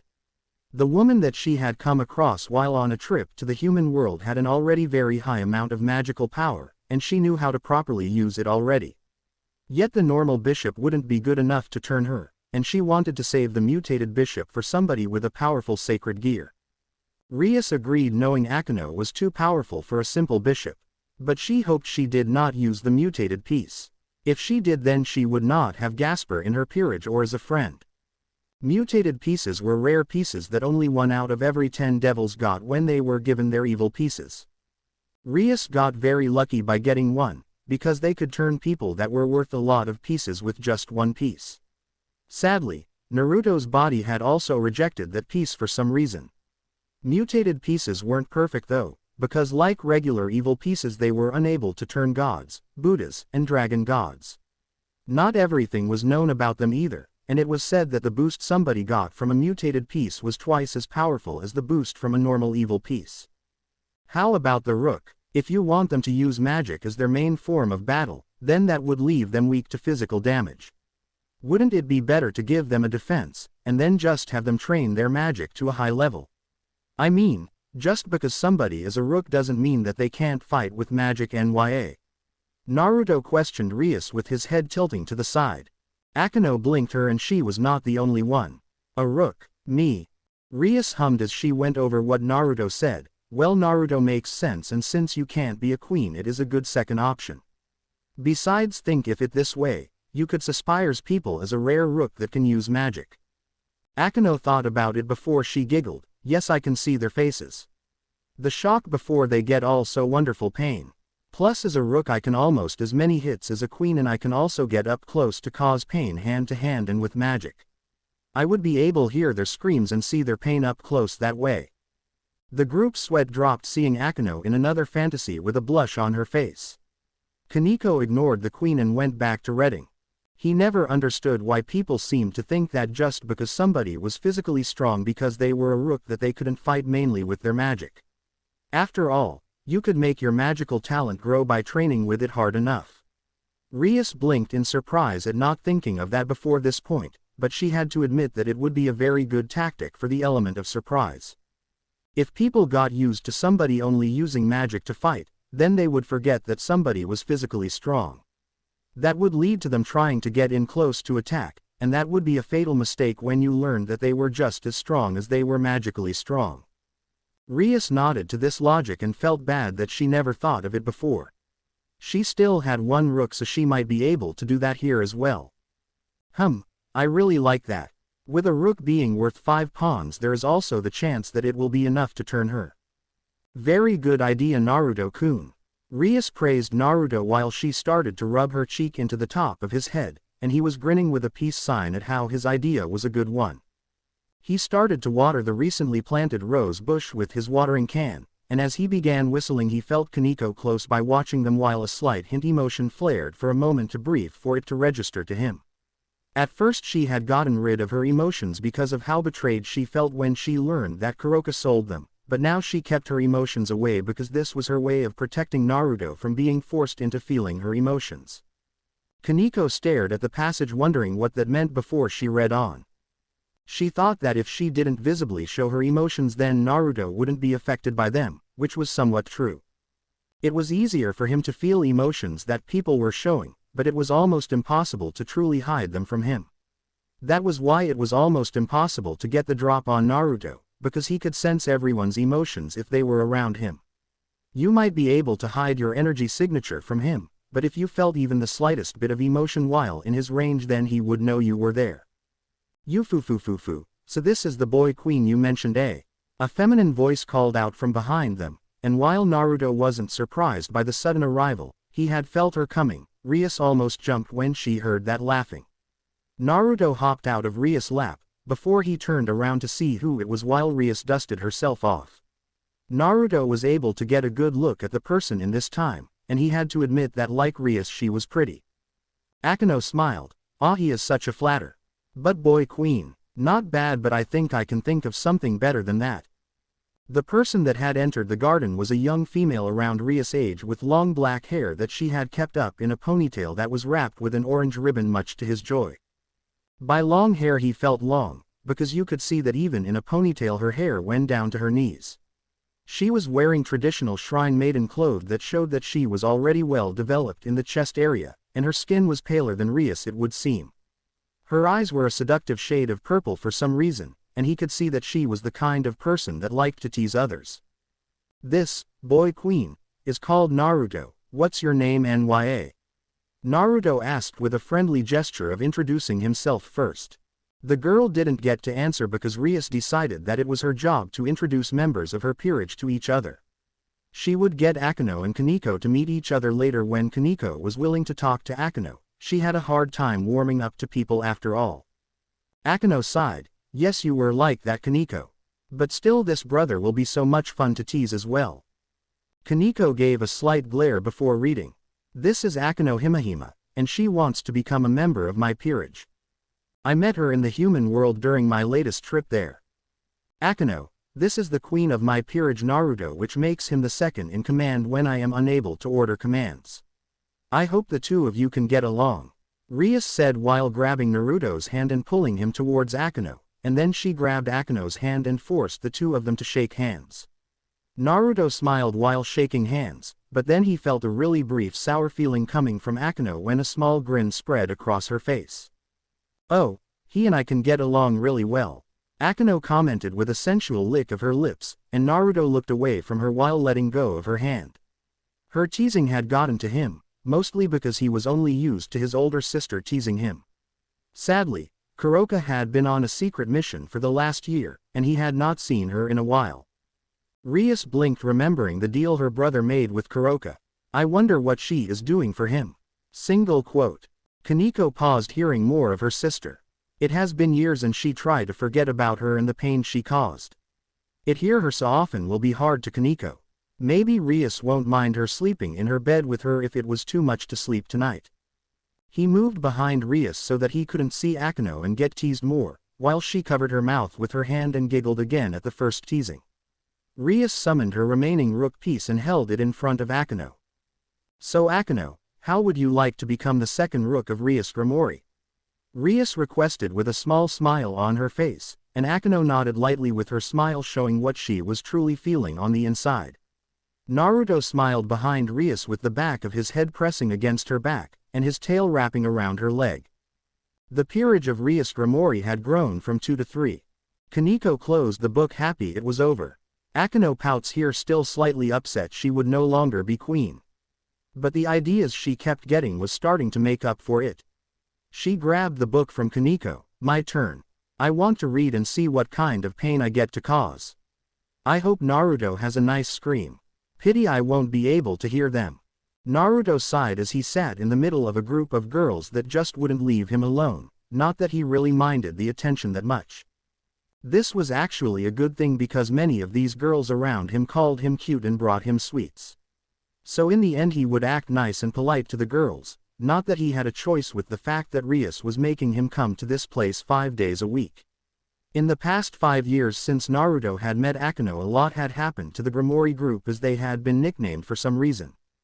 The first thing that could be pointed out was the fact that Rias had gotten 2 more members of her peerage to join up, both of which had no choice in the matter with how they were either dead or on the verge of death when she found them. Now she had a knight and a person that she used her mutated bishop on. Rias smiled sadly, thinking of her friend Gasper. Kiba smiled as he was finally in the story. The first had been Rias' new knight Yudo Kiba, who she personally named. He was a taller blonde male with gray eyes and light skin, mostly because he was born in the West. Rias had found him dying in the snow for some reason that he wouldn't go into. She had really scored when she got him for the reason that he was a human that was born with a very unique power. Yudo had not just one, but 2 sacred gears in his body. One was the ability to create demon swords thanks to the sacred gear Sword Birth, and the other could create holy swords thanks to the sacred gear Blade Blacksmith. With his speed boost thanks to him being a knight, his sword abilities would be greatly enhanced. A real treasure for any peerage if you could train him correctly. Kiba sighed hearing this, as it felt a bit redundant, but said nothing. The second addition was a young Dampier, who was born of a human mother and vampire father, named Gasper Vladi. He was a special breed of vampire that was able to walk in the sunlight, known as a day walker. That alone made him a great ally to have in Naruto's opinion, and because he was half human he had been blessed with the gift of being born with a sacred gear inside his body that was known as the Forbidden Blur View, and with it Gasper is able to freeze time on anything he can see. The only exceptions are people with enough power to resist it. Sadly, Gasper had some faults to him as well. He was very cowardly, and pretty much a shut-in most of the time. Not to mention that Gasper was a very girly boy, going so far as to wear girls' clothes instead of boys' clothes. Surprisingly, most of the time it was impossible to tell Gasper wasn't a girl, with only his important part showing that he was a boy. The group smiled thinking of their friend and felt bad as they were sure he would have loved this story as well. Gasper also had only a small amount of control over his sacred gear, but he had been getting much better lately thanks to Naruto's help in working with him. Rias blinked before she leaned closer hoping to hear a way to help her friend. Hiba and Koneko listened hoping to find a way to help as well. It was rather funny to see Naruto training the taller, but still short, boy in how to control his sacred gear by blowing bubbles and making him stop time on them.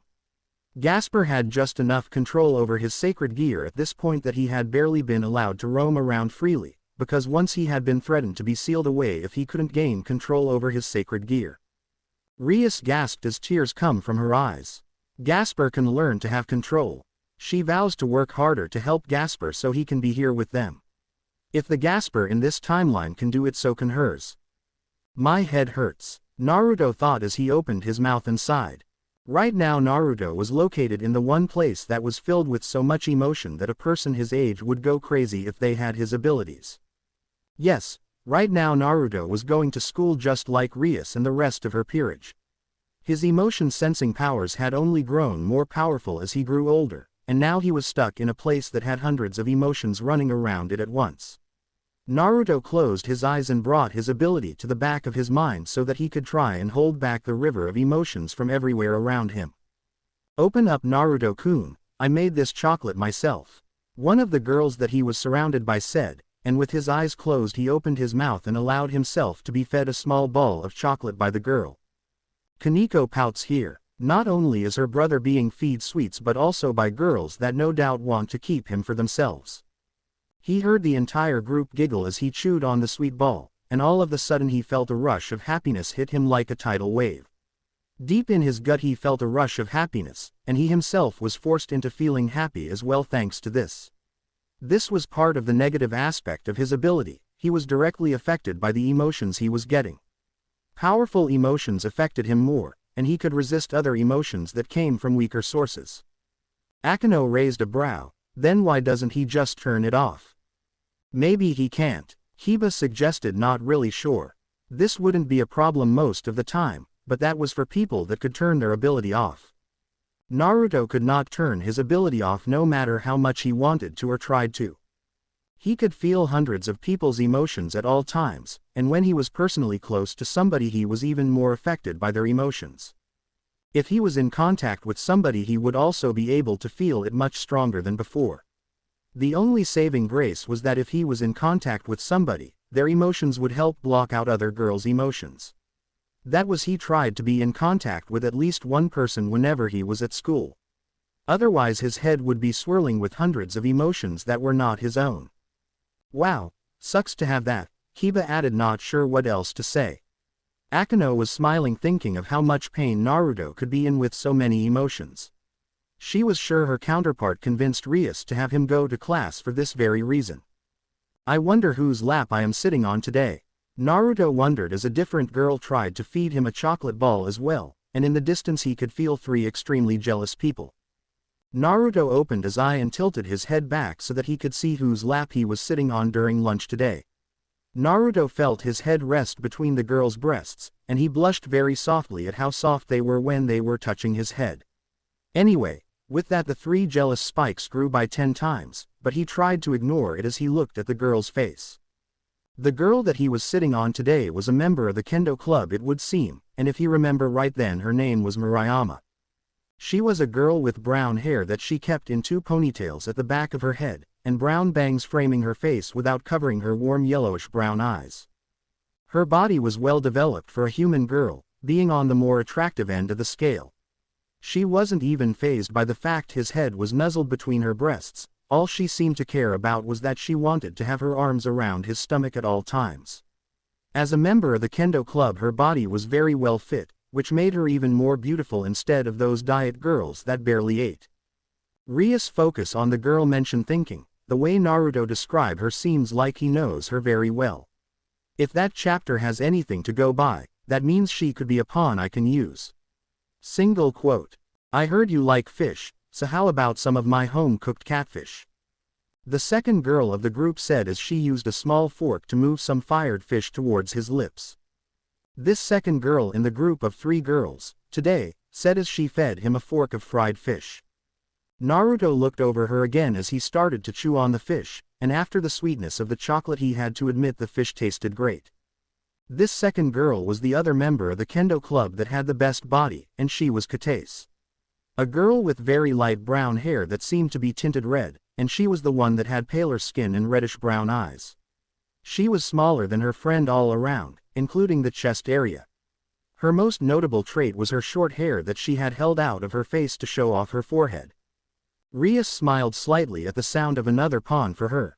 Naruto swallowed the fish, and decided that if they were going to feed him then he may as well show his appreciation by showing them the cute side they liked seeing. It tasted yummy. I love how you fried it, Kata's-san nya. Naruto said with a wide smile, and the girl's face couldn't stay straight before she lunged and hugged his neck while his face landed into her bosom while the back of his head was still in Murayama's chest. Kaneko's eye twitched at this. How dare those girls do that to her brother? Stupid perverted girls. Oh, you are just so cute, Naruto-kun. You can call me Kata's-chan or even Oni-chan if you want. Kata's nearly squealed as she gushed over Naruto, and that spike of jealousy from earlier doubled in size. Naruto could hear muffled yells from a few guys, but with his ears surrounded by boob he was unable to completely make it out before it stopped and Kata's stopped hugging his face when she was pulled off by the last girl. This girl was somebody that Naruto knew by first and last name, and she was known as Tomo Meguri. Like the others, she was a second year at this school. The major differences though was that this girl was a member of the student council, and a devil. Rias giggled here as did Akeno. Era, it seems even Sona's night is taken by Naruto's charm. I wonder what she would say if she knew. Yes, this girl was a devil from the peerage of a different woman that went to this school. Tomo was a girl with shoulder-length reddish-brown hair and brown eyes. She had wind-swept bangs, and hair antenna sticking from the top of her head. She was the knight in the peerage of Sona Citri, the heir to the Citri family. The group sighed knowing this was more information they already knew. That placed her as an important devil, and strangely enough this hyperactive girl had a fetish for younger guys. She was technically the lowest rank of devil, besides the low-class pawn. She was a low-class knight, and yet she insisted on going after Naruto as a romantic interest. She liked to use lunch as a chance to get at Naruto while he couldn't escape her. She was a very nice girl, but she treated him like he was a normal person. That was both likable and annoying of her, because in both rank and status Naruto outranked her. You see, in the last 5 years Naruto had been promoted from a low-class devil to a middle-class devil, which was 1 rank away from being a high-class devil. Add that to the fact that he was the queen of Rias peerage and you had a middle-class queen. Of course, besides the fact that he wanted to become an ultimate class one day he didn't really think much of rank. Rias blinked hearing Naruto wishing to become an ultimate class devil. She knew some wish to become one but she never knew one before. Hey now, Naruto-kun hasn't tried the cookies I made in home economics today. Come on Naruto-kun, they are peanut butter cookies. Tomo said, and despite the fact that she was a devil she was still one of the girls that liked to feed him things during lunch. Naruto munched on the cookie while she started to pet his head, and he nodded to her in satisfaction at how enjoyment of the cookie. Naruto noticed the jealousy from earlier replace itself with depression and sadness, so opening his eyes he looked over to the direction and saw that there were 3 boys that were also well known in the school. The perverted trio were crying tears of pain as they watched a younger boy get fed and pampered by 3 beautiful women. These were the kinds of guys that were completely open with how perverted they were, which included peeping on women that were changing. Koneko had her blank look on her face but the others could tell her dislike of those 3 already. Rias raised a brow as she has heard of them but she never met them before.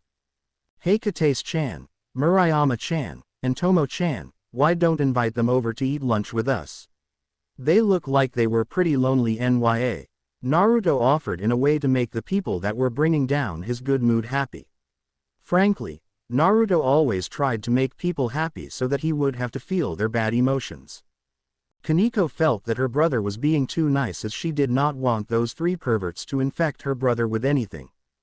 The girl's face darkened right away when they looked to see who Naruto was talking about, while the boys were looking at Naruto like he was their savior or something.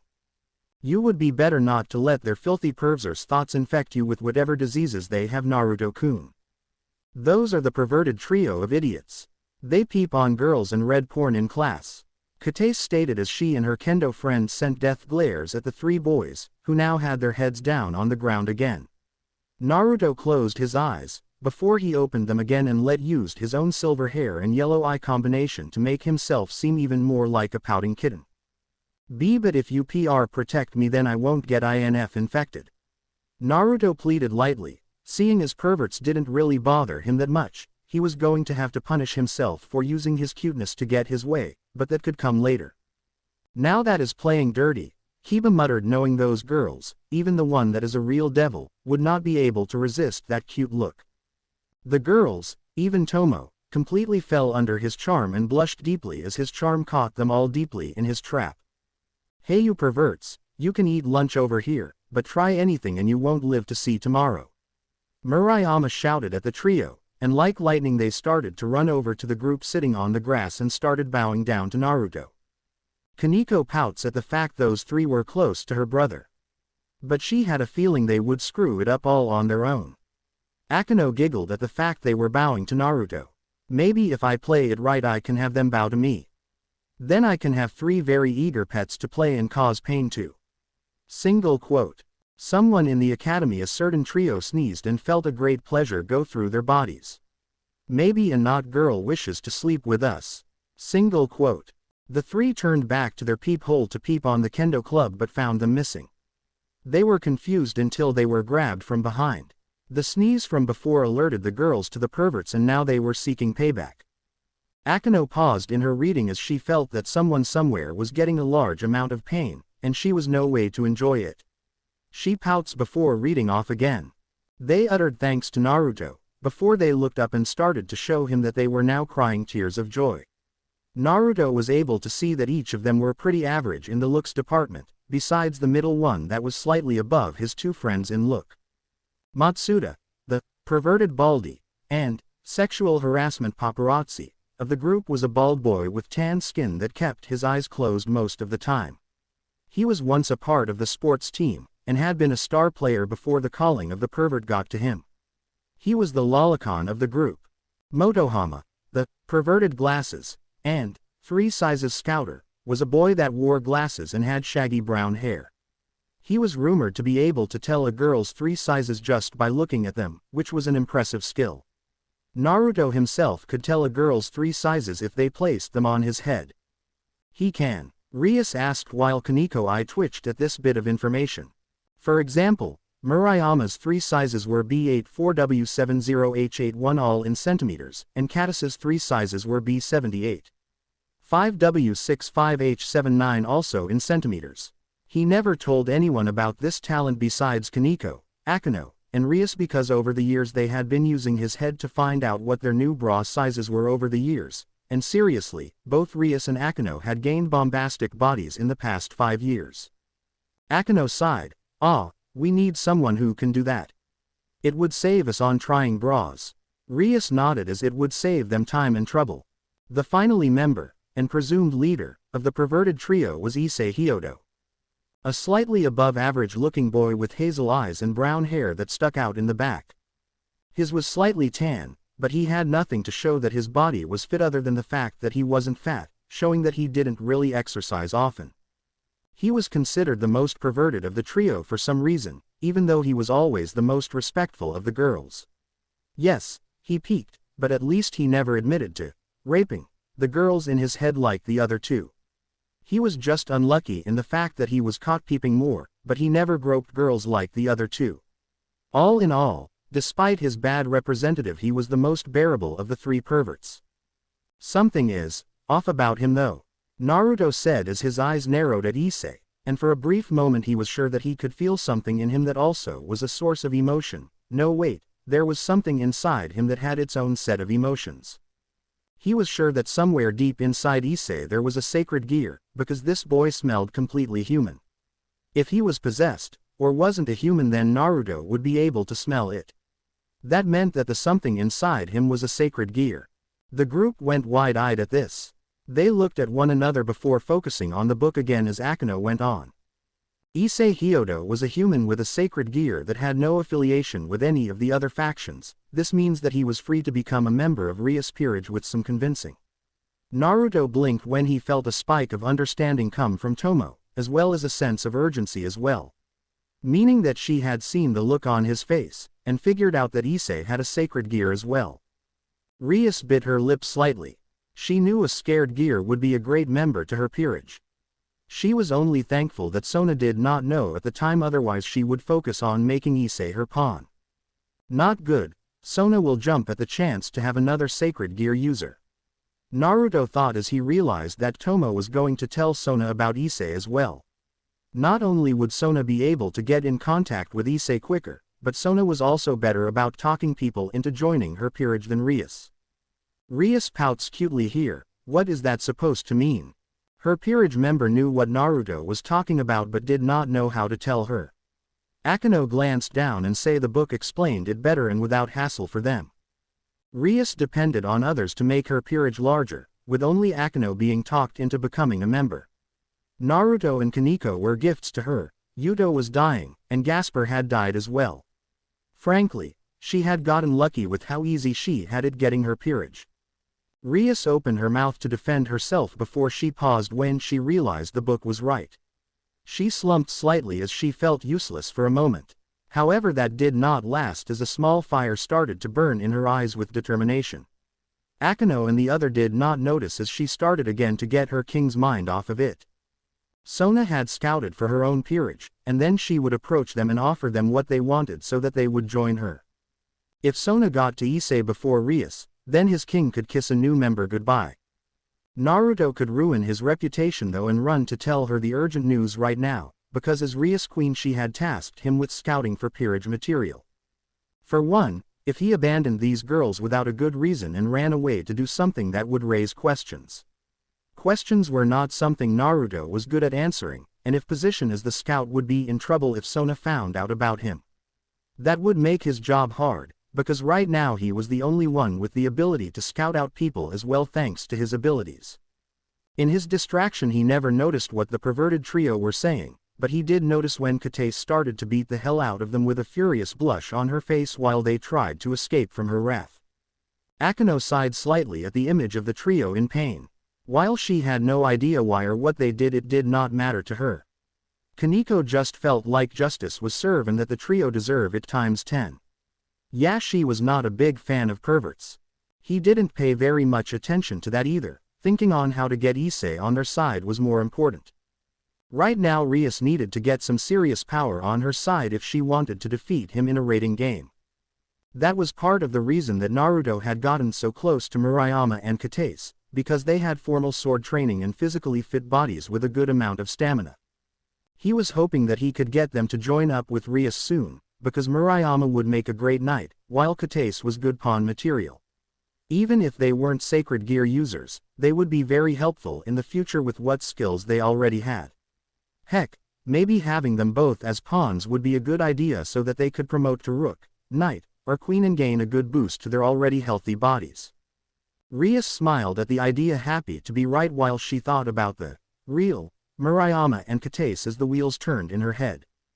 Not to mention that they were fans of Rias and Akeno already, so they would be relatively easy to get over to their side.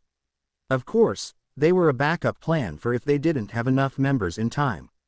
They already had training in a form of combat, so with the increase in abilities turning into a devil would grant they would be good members even at the start of their training. Anyway, he had to tell Rias about Issei as soon as he could. Akeno closed the book as the chapter ends. She then noticed the look on Rias's face. Kiba and Koneko also noticed it. Bushu.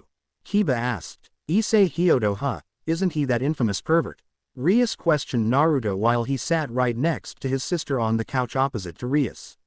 In the room was a pale blonde-haired boy a few inches taller than Naruto with pink eyes wearing a girl's school uniform, but he was sitting inside of a box. The group smiled hearing about Gasper and happy he was able to be with them. Sitting on Rias' left side was Yuto drinking a cup of tea provided by the resident cook and rook Akeno. Gasper was playing on some kind of video game to keep himself from freaking out at the thought of new people. Naruto knew he was a nervous guy, but his reason for not going to class was kinda bad to him. Naruto went through physical pain sometimes by going to class. The one that is the leader of the perverted trio, right? Akeno questioned as well before Naruto could answer Rias' question about Issei. Koneko was sulking lightly at not having gotten the chance to eat with Naruto today. They already had their classes separated, so luncheon when school was out was the only time they got together. Akeno giggled at the fact Koneko was getting jealous. Too bad I can't really tease her about it. It would not be as fun with no brother. Single quote. Koneko pouts, feeling for her counterpart. She knew she would want to spend time with her twin, if she had one, when they could not with different classes. Naruto placed an arm around her to comfort her, and the affect was that she started to calm down right away without Naruto even having to look at her to do it.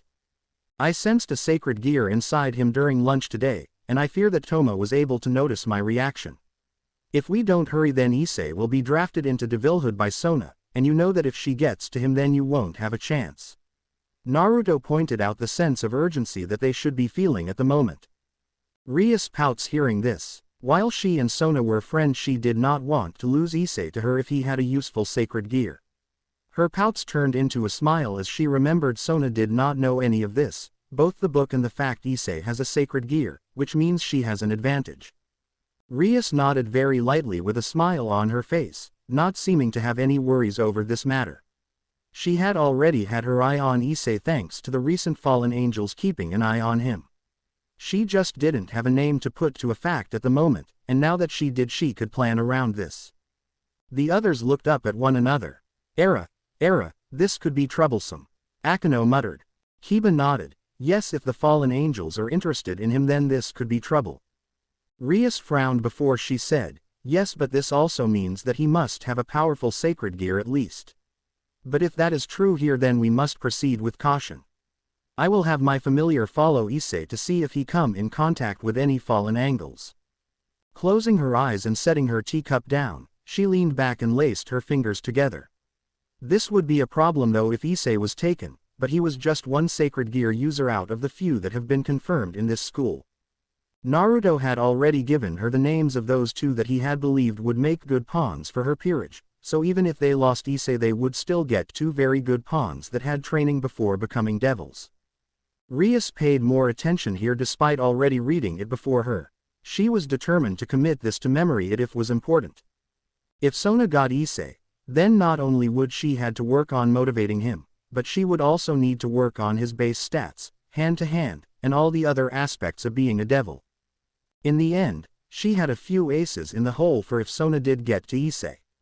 Thankfully though, she already had a plan for getting to Issei. His nature as a pervert would be easy for her to play on, and it wasn't like she was a modest person with showing off her body. Yes, getting a pervert into her peerage would be as easy as tricking a child. Koneko scowled slightly knowing this was not going to be pleasant with a pervert as part of their group. Yuto and Koneko, would you two please go get Issei before he leaves the school grounds? Rias asked with a sweet tone to her voice, and the blue eyes boy nodded with a small smile on his face. Koneko huffed lightly, before she stood up with a nod like Yuto. If fallen angels were after Issei, then it would be best that they don't go alone if they were going after him. I will do that right away, Bushu, Yuto said as he and Koneko left the room through the main door, and Naruto laid back on the couch with a relaxed sigh. Yuto was somebody that gave him conflicted feeling, because he was able to feel what Yuto was truly feeling deep down in his soul.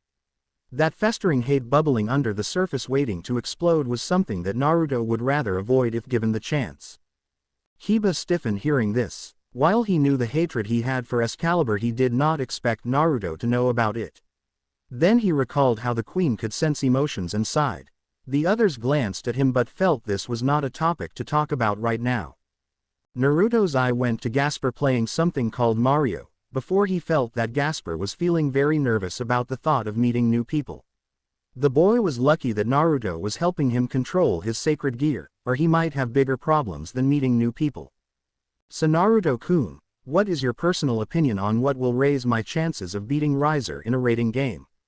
Will Issei be able to make a big difference, or will these two Kendo Club members with no sacred gears be able to better increase my chances? Rias stiffened with a gasp hearing this. She feared this would come up and she prayed. She did not miss the irony of that statement, that her counterpart did not have to marry him and that she could find a way out of it. Rias asked her most powerful piece his opinion on the matter, while Naruto placed his hand on his chin in thought. Riser was the potential fiancé that Rias would have to marry if she couldn't defeat Riser in a rating game, but the difference between them was that Riser had experience in a full peerage. That means that his pieces would be much more experienced, and in larger number than what they had. Well, with Gasper we will be able to quickly take out the lesser pieces like pawns quickly with or without either of them. The only problem would be taking them all out before they get into our territory NYA. Then they can promote and gain power, but if that happens Akeno and I can still take them out. Riser's most powerful pieces are his rooks, knights, and his queen as well as his sister being his bishop NYA. Yuto can take care of the rooks by using his speed advantage, but then he will be open for the knights. Koneko and Akeno are not fast enough for fighting against a knight, and I will need to be near you in case Riser goes after you directly. Rias thought of the strategy and slumped slightly. Gasper was a big key in this, so she could not use that strategy at all. She would have to make several changes to figure it out. She sighed and kept reading, hoping to hear more that she can use. We don't know what Issei's sacred gear is, so depending on that aspect of him would be foolish. Two well-trained pawns with bodies that can withstand a promotion would be best in this case, but there is the chance Issei will have a great sacred gear for battle NYA. Naruto started out his explanation on how the battle would go at this point. Rias paused before she looked determined to get not only Issei both the two other future pawns as well. Gasper would be a key player in this battle, but his sacred gear is both a blessing and a curse. He didn't have a high enough control of it to not affect his allies that were too weak to resist it, and for some reason Naruto was the only one in Rias' peerage that could resist the effects for some unknown reason. The major threats were Riser Finexx, Revel Finexx, his queen, and his knights. The rest of his pieces were more like cannon fodder than a real threat at this point.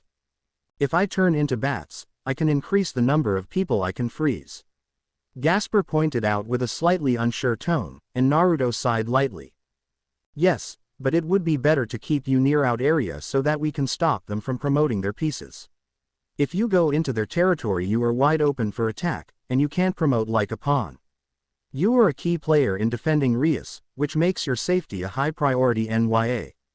Rias sighed again, missing Gasper, and wished that he was here as well. The others frowned sadly, missing the crossing dressing Dampier. Koneko, Yuto, and Akeno will be key players in invading the enemy territory at this moment NYA. Naruto explained gently so that he didn't make Gasper feel weak or unimportant. Gasper was barely able to keep his sacred gear from automatically activating, and that was thanks to Naruto. His gear was just as much a blessing as it was a curse, so he needed to be in a place by himself so that he won't affect his allies. That doesn't answer my question though. In your opinion, what option is better for victory? Rias asked Naruto with a bit more urgency in her voice, while he nodded in remembrance to her question. I am getting to that. You or I will have to personally take care of his queen, and Gasper will search out his sister when we have gotten rid of his other pieces NYA. Then while he keeps her frozen we can gang up on Riser with everyone we have left. I say the better option is Murayama and Katase in this case. They have both training in how to be swordswomen, their bodies are well conditioned, and they are very motivated in getting better.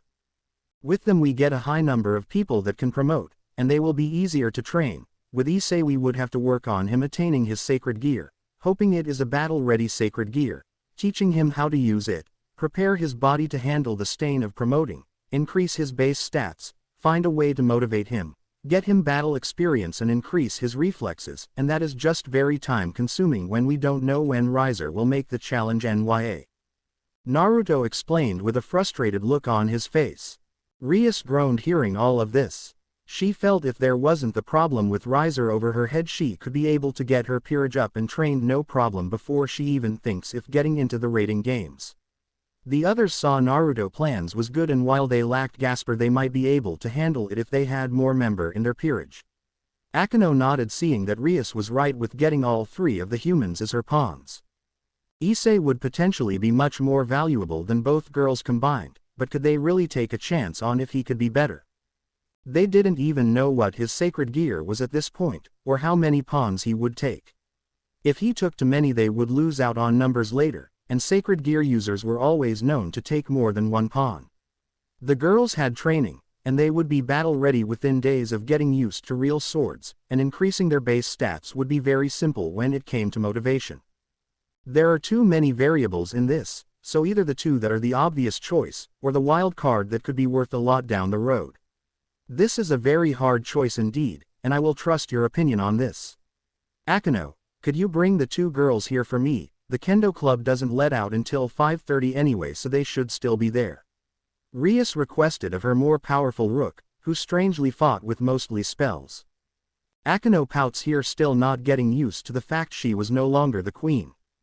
Akeno smiled lightly and bowed to Rias in understanding, before she set out on her own way to go get the girls that would help Rias in her future as a king. When she was gone, only 3 people were left in the room, and one of them wasn't much a talker. Hopefully Issei is only worth a few pawns, and we can get all 3 of them. I highly doubt that though, because his sacred gear had emotions, which means that it has a personality. It would worth a lot to turn him. Sadly, just being worth a lot doesn't mean that it is useful.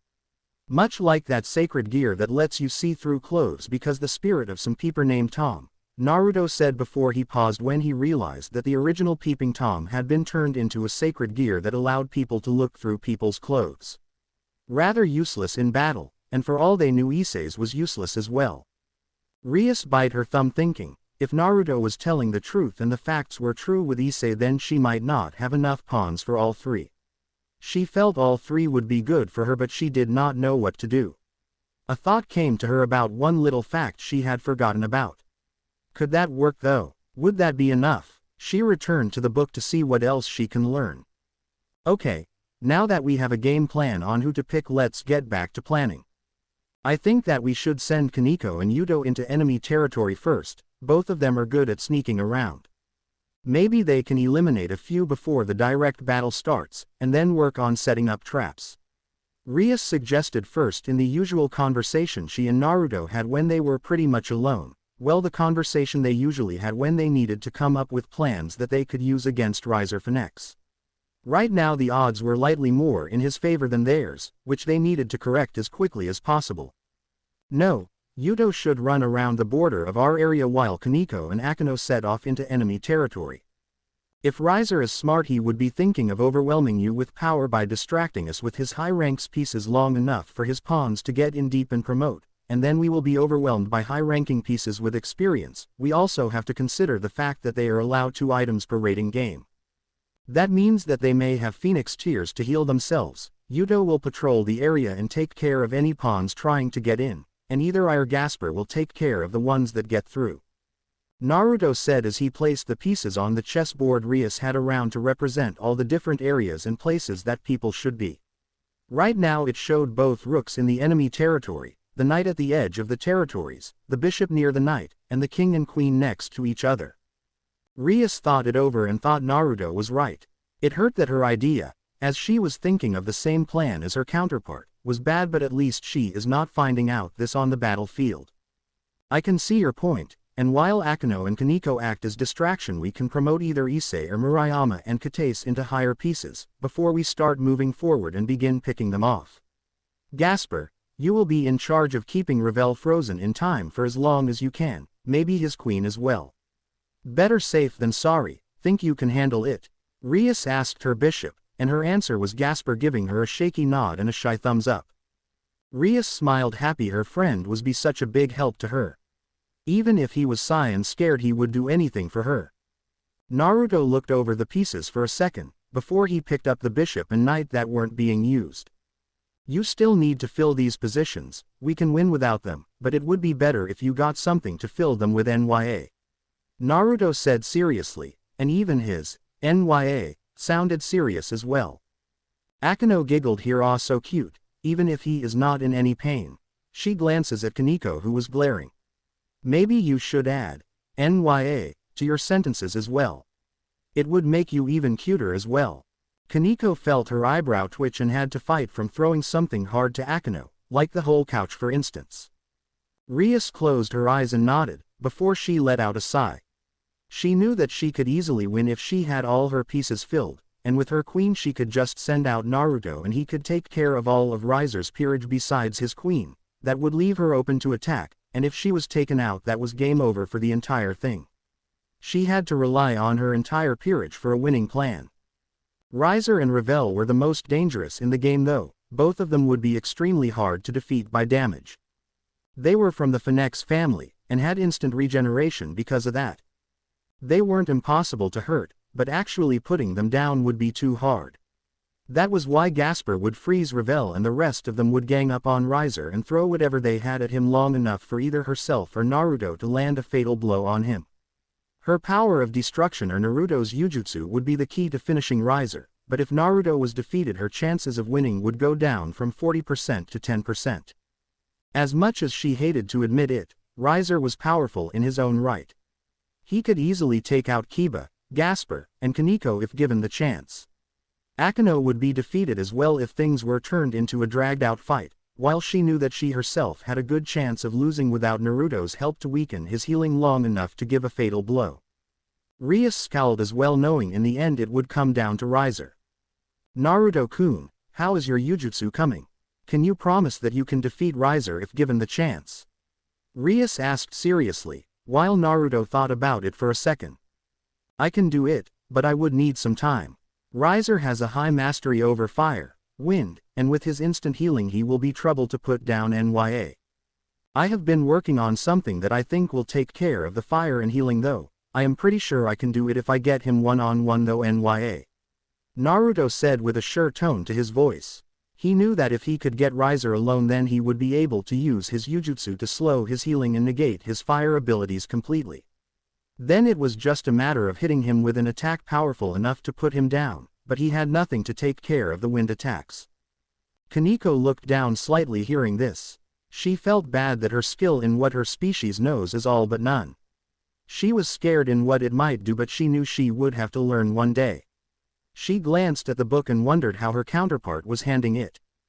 Good, and while you do that I will take down the queen with some help if I need it. Yuto has been working on a sword that can delete fire so he may be useful against Riser as well. Yuto should go against Riser before you and see if he can defeat him with his sword birth. Rias commented to Naruto, while he nodded slightly.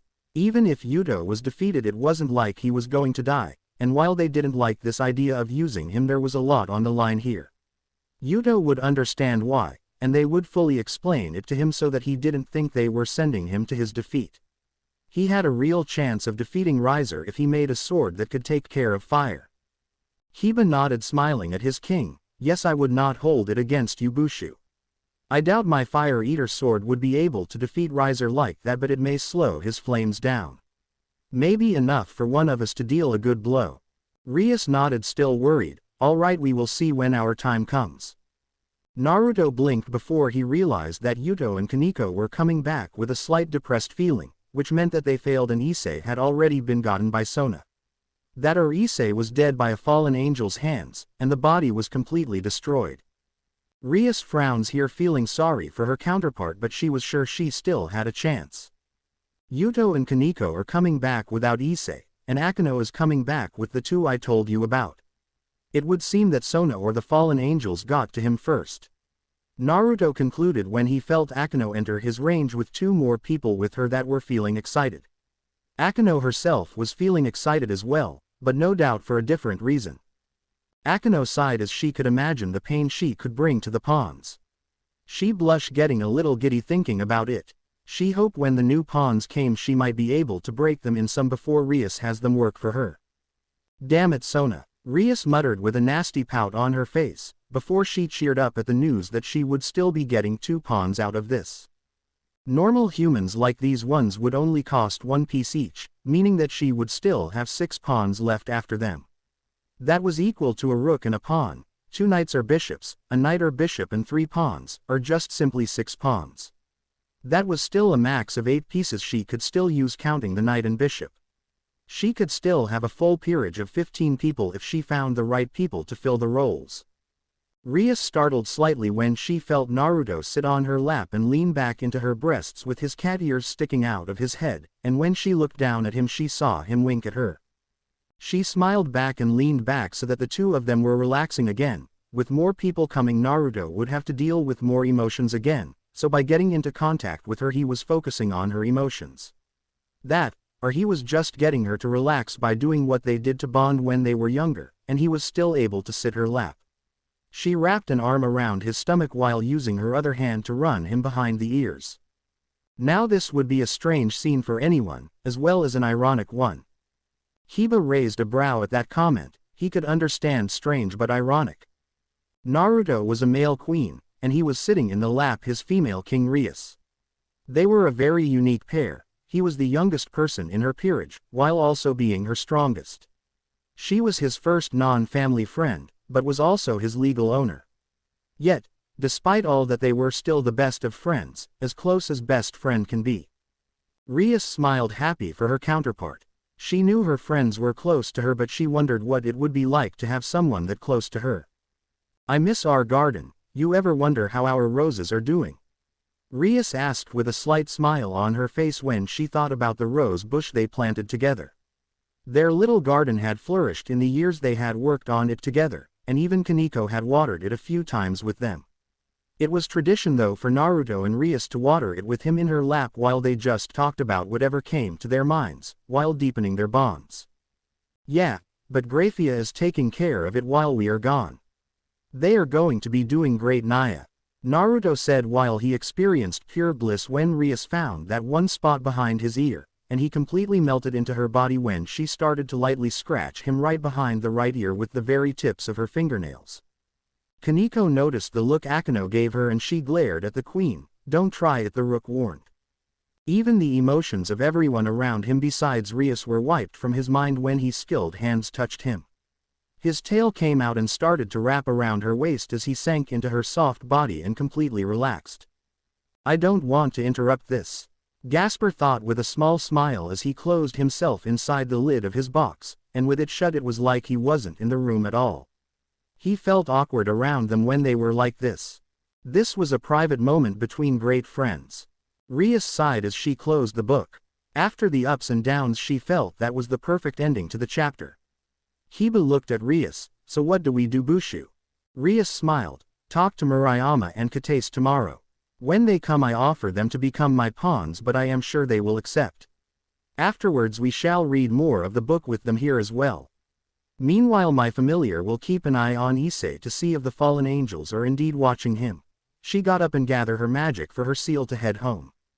Akeno raised a brow. "And what are you doing?" Rias smiled. "I got to go see my mother. I am in need for a trade. I think I am going to throw up," Naruto thought with wide eyes as he ran towards the trash can in the clubroom and knelt in front of it with his face as pale as it could get. The group was surprised hearing this in the first sentence of the chapter. "What's wrong?" Koneko asked, worried for her brother. "No idea," Hiba replied before he started off again, hoping to find the answer. Naruto surprised the rest of the devils in the room by actually getting physically sick and throwing up into the trash can. Koneko wasted no time in rushing over to his side and patting him softly on the back to help him out. It had been 2 days since they had lost out on the chance to gain Issei as a peerage member, but they were also glad to know that Issei was worth too much for Sona to reincarnate as well. Rias stiffened hearing this before she leaned closer to find out why. That meant that Issei was still completely human at the moment, which meant that it was possible to get him as an ally later if they played their cards right. The only difference though was that now neither Rias nor Sona would be able to get Issei into their peerages, because Rias had already talked both of the girls chosen by Naruto into her peerage as her pawns, which meant that she didn't have enough pieces to reincarnate Issei either. Akeno hummed as she went over that information. Sona already has 2 pawns, so she would have 6 left. So even with 6 pawns wasn't enough to reincarnate Issei. "It seems we won't be able to have all 3 as your pawns, Rias." Rias however smiled. "Don't worry, I got that all figured out. If I'm right then I should be able to have all 3. They looked at her but the devil would not give them anything else. Right now both girls were currently running around the city handing out contract papers so that they would be able to form contracts with humans and raise their abilities and status among the devils. Both girls had been immediately interested in the idea when they heard that Naruto, Rias, Akeno, Koneko, and Yuto were devils, or hybrids. Each of them had a special place in the school, and each were famous in their own right. Naruto and Koneko were the twin mascots of the school, Yuto was the prince of the school, and both Rias and Akeno were the two great ladies of the school. Akeno giggled. It seems Koneko shares her titles with her brother. Makes sense that twins would share. Though I would have thought that Naruto would share Kiba's title being so popular with the girls. Koneko glared at Akeno, not liking how the fact the queen was making Naruto seem like some sort of player or woman's man. Those girls better not be after Naruto. Single quote. Each of them were amazingly popular among the students, male and female alike in some cases. In others only the females liked Yuto, while the men hated his guts. The fact that turning into a devil would make them stronger was something both girls looked forward to. At least it looks like they would agree. Rias pointed out with a grin. We don't know for sure, Kiba added quietly before he went on. Ototo, are you okay? Koneko asked with a worried tone to her voice when she saw her brother randomly start to throw up into a trash can.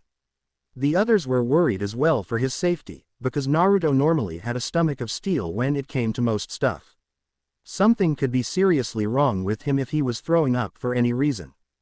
Such insanity, evil, killing urge, I have never felt such a vile thing before. Naruto managed to get out in reference to him sensing such a powerful negative emotion that he had gotten visibly sick just from the backlash of sensing this. So his empathy has a backlash as well to it, Akeno said with a pout, but what could be causing all of this? The other had no answer for her. His own body was completely rejecting the emotions that he was sensing, and the inner conflict that these emotions that were not his was causing was gut-rending for him. His words didn't make the others feel any better, nor did it make their worries go away when Naruto was forced to throw up again when he felt another wave of the emotion come into his mind.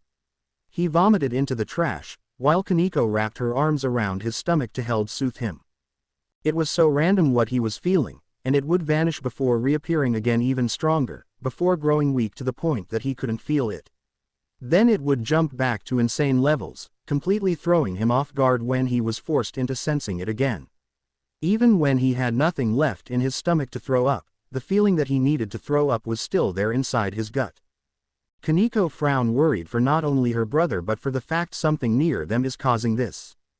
Was it a fallen angel? Akeno asked with a frown, because as far as she knew this had only happened to Naruto 2 times before in his life. Both times Naruto had met people that had been completely rotten to the core, and one had been so bad that at his age Naruto had been bedridden for 2 weeks just from his body tearing itself up while adjusting to the extreme negative and evil emotions that had been flowing off that person. No, this was a human. The fallen angels around here are crazy, but not this demented. This person feels a lot like Diodora Astaroth, a human version of that bastard. Naruto growled out in utter anger at the one person that he hated above all other. Rias blinked here. Sure, she did not know him that well and she had a bad feeling about it, but was there something that Naruto knew that was, no other word for it, evil?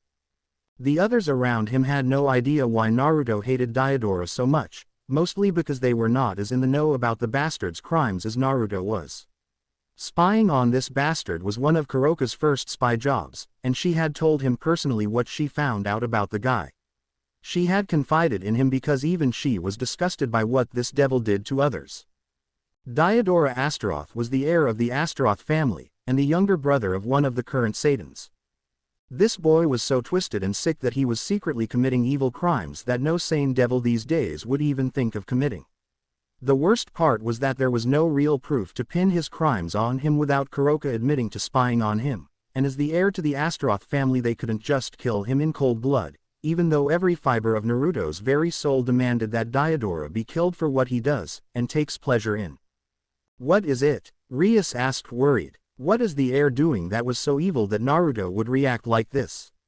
Kiba looked ahead and gasped loudly in horror. He was still while the others looked at him. Kiba, Rias said softly, please go on. We have to see what is wrong. Kiba nodded before he gulped and took a deep breath and read the first few sentences that caused his reaction. Diodora Astaroth was a sick man, a very evil person. Diodora Astaroth raped nuns and maidens both physically and mentally. The others gasped here, while they knew nuns were considered their enemies to go that far to them. Most devil would avoid a nun or anyone else in the church.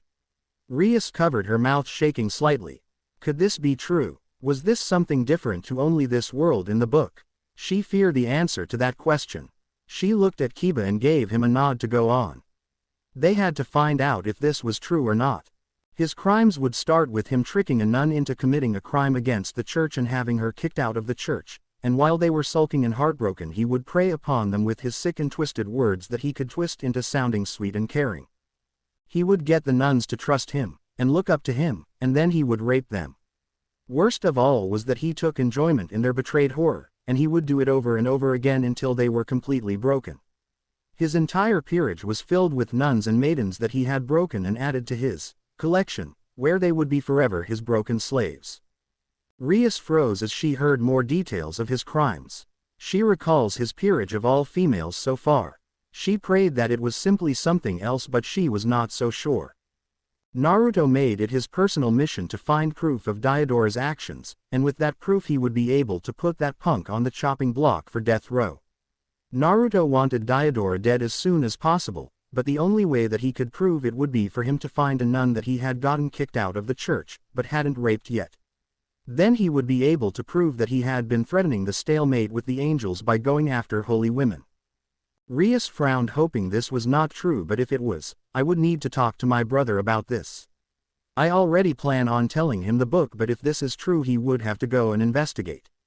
I pray this is simple only in this book. There is a human vile enough to cause this sort of reaction. Are you sure? Yuto asked to confirm what Naruto was saying, and a blank stare was his response. This person would be the third person that Naruto had reacted this badly to, so of course Naruto was sure what this guy was. This person sounds scary, Gasper yelled as he closed himself completely inside his box, while Naruto wiped his mouth off and drank some of the tea that Akeno handed him. He gulped it down like he was a man in the desert dying of thirst, before he finished it and gave her a thankful look. He could still feel the backlash from this person, but right now Naruto was focusing and lowering his range to as short as it could go. Naruto stood up and wobbled on his feet lightly, before he leaned against the wall with a thin layer of sweat on his face. Koneko was worried. Not only was her brother feeling this way, but he seems to be trying to make an enemy with an heir to a powerful family. She hoped that her brother would both succeed to bring justice to the women but also to keep him safe. His always active power had another weakness besides overloading him, and that was when Naruto was faced with an emotion that was the opposite of him and extremely strong. It made him truly sick. His body completely rejected everything about these emotions, and the internal battle would slowly tear him apart until he could force himself to block out the one person causing them. There were people that disgusted him like Riser, but mostly because they were assholes, and then there were people that caused him to become sick like Diodora, an unknown person, and this guy that gave off a slight devil hunter aura around him that Naruto could sense even from here. The others looked at each other. A devil hunter was dangerous, and if Naruto could feel an aura like that, it was nothing good about that at all.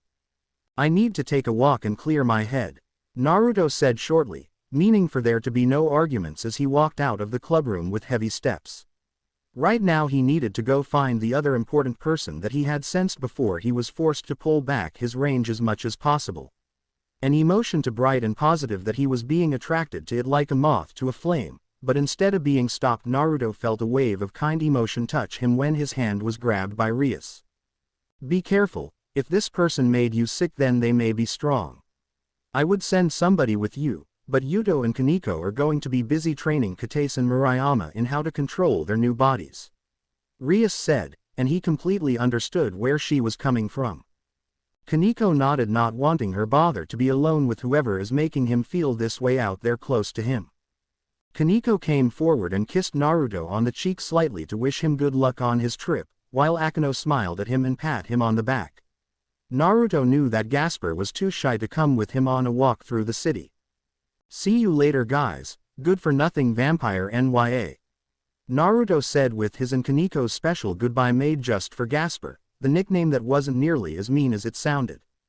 Akeno giggled, unable to help herself. Well, I can see you two giving him a nickname like that. The group sighed, wishing Gasper was here. But then they were not sure how he would react hearing the shocking horror they learned just now. He heard Gasper shout of a goodbye from inside his box, before Naruto stopped and walked over to the box. Ripping open the lid to the box, he pulled a blushing and protesting Gasper out of the box and hefted him over his shoulder. The fact Gasper was taller than Naruto made this image as funny as hell. A short Neko boy queen was carrying a girly cross-dressing Dampier boy over his shoulder, while the pink eyes boy tried to get out of Naruto's grip. Giggles were heard from Rias and Akeno as they pictured this. Koneko smiled slightly, knowing her brother was helping the Dampier in his own way. Hiba smiled, feeling better now. He hoped Gasper would be with them and wondered his reaction to this. Please let go of me, Naruto. I don't want to go outside. Gasper pleaded, but he was promptly ignored by Naruto in favor of him turning to Rias with a small smile on his face. I am taking Gasper with me, see you all later. Naruto said with a sigh as he started to feel better already now that he was in contact with somebody that he trusted and knew well. As long as he stayed in contact with Gasper, he would be able to resist the negative emotions all over the city. That and the fact that if Naruto was going to have to go outside of his comfort zone, then he was going to make this awkward for Gasper as well. Koneko nodded, knowing that the two friends would be great help to one another. Please let me go, Naruto, I don't like sunlight. Gasper tried to get Naruto to let go of him again, only for Naruto to raise his hand and smack Gasper on the ass hard enough to make the blonde-haired Dampier eep, and stop all resisting at the humiliation of getting a spank. Naruto nodded neutrally, before he started to walk out of the clubroom again. Akeno giggled hearing this. Era, makes me wish I would see this in person. Rias nodded with a smile. It seemed all too funny and wanted to see it in person as well. What? As the queen of Rias Peerage, it was his job to both help and punish the members of Rias Peerage when he thought it would help them out. If Gasper always stayed in his comfort zone, he would never grow as a person. Gasper looked and acted so much like a girl that Naruto felt no awkwardness about spanking the silent Dampier. Honestly, it wasn't that strange for either Rias or Naruto to deliver a devil's spank as a motivation punishment. The major difference was that Naruto got you once most of the time, while when Rias spanked you she did it somewhere between 100 and 1000 times while using magic. Akeno's eyes lit up as she turned to Rias. The devil looked at her friend and stated, "No, Akeno. If I have to go to school, you have to go outside. Now let's go into the city and take a walk." Naruto shouted at Gasper as the door was slammed behind them, and the others left in the room. Sweat dropped when they saw the group leave. Naruto-kun, you are perhaps the only one that treats Gasper like that. Rias though with a sweat drop when she heard the sounds of arguments outside of the door. There was a smack sound again, and then complete silence, meaning that Gasper had tried to use his sacred gear to escape, only for Naruto to smack his ass before he could and continue walking anyway. Sometimes it was best to leave Gasper's growth to Naruto, the only person in her peerage that could resist the time-stopping powers of Gasper's sacred gear. Akeno giggled once more. If only I can do that to Gasper as well. He might be for the better after it. I doubt that, Akeno, Rias replied, getting her queen to pout. Yufufufu, it would seem that Gasper-kun will be getting some courage training today. Akeno said with a teasing giggle, and a sensual lick of her lips at the obvious teasing. She just loved it when other people were uncomfortable, and right now both Naruto and Gasper were way out of their comfort zones. Naruto won't let Gasper get hurt, so there shouldn't be any problem. Anyway, this will be good for them both. Right now Naruto only goes to the school, but never in the city. Gasper is only used to people in the club seeing him, so it would be good for him to experience life on the outside. Naruto knows this, and Gasper will help Naruto keep from sensing as many emotions if they remain in contact. This will be a good thing for both of them. Rias nodded, seeing this was being good for the both of them. Rias concluded as a red circle appeared in the middle of the clubroom, showing that somebody was using the Gremory circle to teleport to their location. That could only mean that Katase and Murayama had completed handing out flyers, and were ready to come back to the clubroom. Ototo, you better know what you are doing. Koneko thought with her neutral face turned into a frowning one. I'm sure he does, Koneko, Hiba added, he does not seem like someone that would be so reckless. The twin sister nodded but still worried. She knew Naruto well enough to know that if he was taking Gasper then he was going to search for somebody, and Gasper's ability was great when it came to capturing people without them noticing until it was too late. That, or Naruto was going to abuse Gasper's abilities to go on a pranking spree.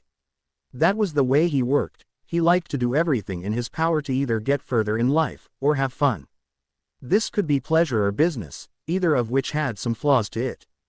She knew though that she was needed in order to train the new devils as soon as possible, because Naruto was more of a one-on-one trainer. When training a group he didn't really have any talent in that, but he could teach anyone one-on-one in the arts of fighting. Between that and his growing abilities in emotion sensing he was going to have a hard time in group training, and his temporary method of blocking out emotions only lasted so long before it ran out.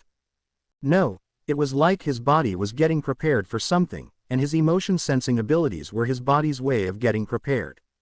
The question though was what did his emotion sensing powers have to do with his body getting ready for something?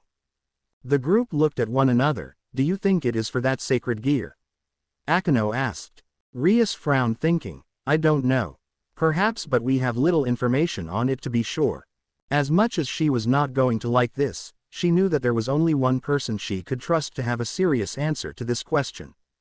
Koka. Koneko frowned hearing that fact her counterpart would need her sister's help. Hiba closed the book before they all were quiet. Rias finally broke the silence, we need to keep this to ourselves. They looked at her as she went on. We have no evidence or any fact that Diodora is doing this. We don't even know if this is true here or not. To accuse him without evidence will be not only pointless but backfire on us. I will talk to my brother and with any luck he will investigate, but I hope beyond hope that what the book says is not true. They all looked at each other and knew Rias was right. Let's read another chapter before Murayama and Kataise come. We don't want them knowing about this either. It would cause nothing but trouble. The other nodded before Koneko took the book from Kiba and opened it to the next chapter. Always been a little bit irritable when it came to abandoning people he considered his friends. He would be willing to die for his friends, which made him the perfect member of the Gremory house, but it also put him at risk when he risked more than just his life to save people. Perv Pants can fend for himself. Koneko agreed with Rias on the general idea of Issei being left to defend against the fallen angel on his own. The girls could not help but giggle at Kaneko's nickname for Issei while said devil nodded agreeing with her choice of words. Kataise and Murayama looked confused as to what was going on, and noticing their confusion Yuto smiled at the two fellow sword users and sat on the couch nearby them. As devils, we are the natural enemies of anything to do with the church. Daylight weakens us slightly, and crosses, holy water, light-based magic, the Bible, as well as a few other things can hurt us. Fallen angels and angels are also enemies we have to watch out for because of our opposing natures. Yuto explained with a sour look on his face at the mention of all of their weaknesses. Kataise and Murayama both frowned here. When you say it like that, devils do have a lot of weakness. Rias nodded sadly. Yes we do, but we have worked around them for many years now. As you get stronger you may help gain a form of resistances. Right now holy water would be like acid to the two of you, but it would burn me like boiling hot water. Neither of us can touch it, but the difference is still there. Kataise and Murayama looked at one another and nodded, determined to get stronger. Devils got the short end of the stick with that one. They had the weaknesses that both of their enemies' races could easily take advantage of. It was sort of unfair, but they were able to make do just as well. That sucks. I don't get why you are worried about the perv though. Murayama pointed out with her hand going to the handle of her new sword at the thought of Issei. She was not a fan of the peeping Tom, but that also didn't mean she exactly wanted him to die. Murayama nodded with a frown here. She hated to admit it, but she agreed with her counterpart. Now it if simply got the perversion beaten out of him. On the other hand, he was a human after all, so why would one of these fallen angels even want to have anything to do with him for? It was kind of strange. The boy was weaker than them, and they were newly minted devils. They had been stronger than him as humans, which was sad because Issei never really decided to work out. He could have been pretty strong and respectable if he hadn't spent his life with his every being revolving around porn and boobs. Technically, it isn't Issei that Bushu is worried about. We have recently learned that Issei has inside him a sacred gear, an object that humans are gifted with at birth that will give them advantages down the road in life. Some of the greatest men and women in history had sacred gears, making them smarter, stronger, and overall better than the humans surrounding them. Akeno explained to help them understand the situation. Both girls turned to Rias. Really? Their king nodded. Yes, not only did we find that out here, but we also sense it from him when we searched for it. Both were amazed that Issei has something special like that. So that is why you were interested in him? Katase asked with a raised brow. Rias nodded with a slight smile. Well, this book also turned my attention to the two of you, so it cannot be so bad. Single quote. The situation was worse than they would think. While Issei was a human, it was very much possible to extract a sacred gear from somebody, and a powerful sacred gear in the hands of the enemy was something that they couldn't ignore. That perv has something amazing in him. I can't believe that, Katase said neutrally, waving her hands in denial that the pervert that peeped at them changing could have something cool inside him. Both girls admitted it seemed hard to believe even if the book and Rias says he does. They will just have to wait and see. Look can be fooling. Yudo has 2 sacred gears, but he doesn't even look like he could lift his own weight. I don't act it, but I come from a very noble family. Akeno hides it, but she is really into S&M play with her enemies. Both girls went wide-eyed before they looked around at the mentioned devils. Hiba and Rias simple nodded while Akeno giggled. I wanted to keep that a surprise for now. Maybe I can show you two later. Both girls looked at one another, not sure if they should be worried or excited that Akeno was interested in doing something with them. Katase went back to the book hoping to get more information for them. Rias explained to the 2 new girls in the peerage, while Naruto sulked lightly at them, forgetting what they were talking about at first. Sitting down in Akeno's lap and resting his head between her breasts, he allowed himself to try and figure out what kind of sacred gear would interest the fallen angels enough to make them even try and go after Issei. That's right, I love making my enemies squirm around before begging for the sweet mercy of death. A little lightning here, and a few fireballs there before the enemy is crying delicious tears of pain. Akeno said as she traced her lower lip with her finger. A seductive look on her face to go with the blush she had on, while her eyes became slightly lidded.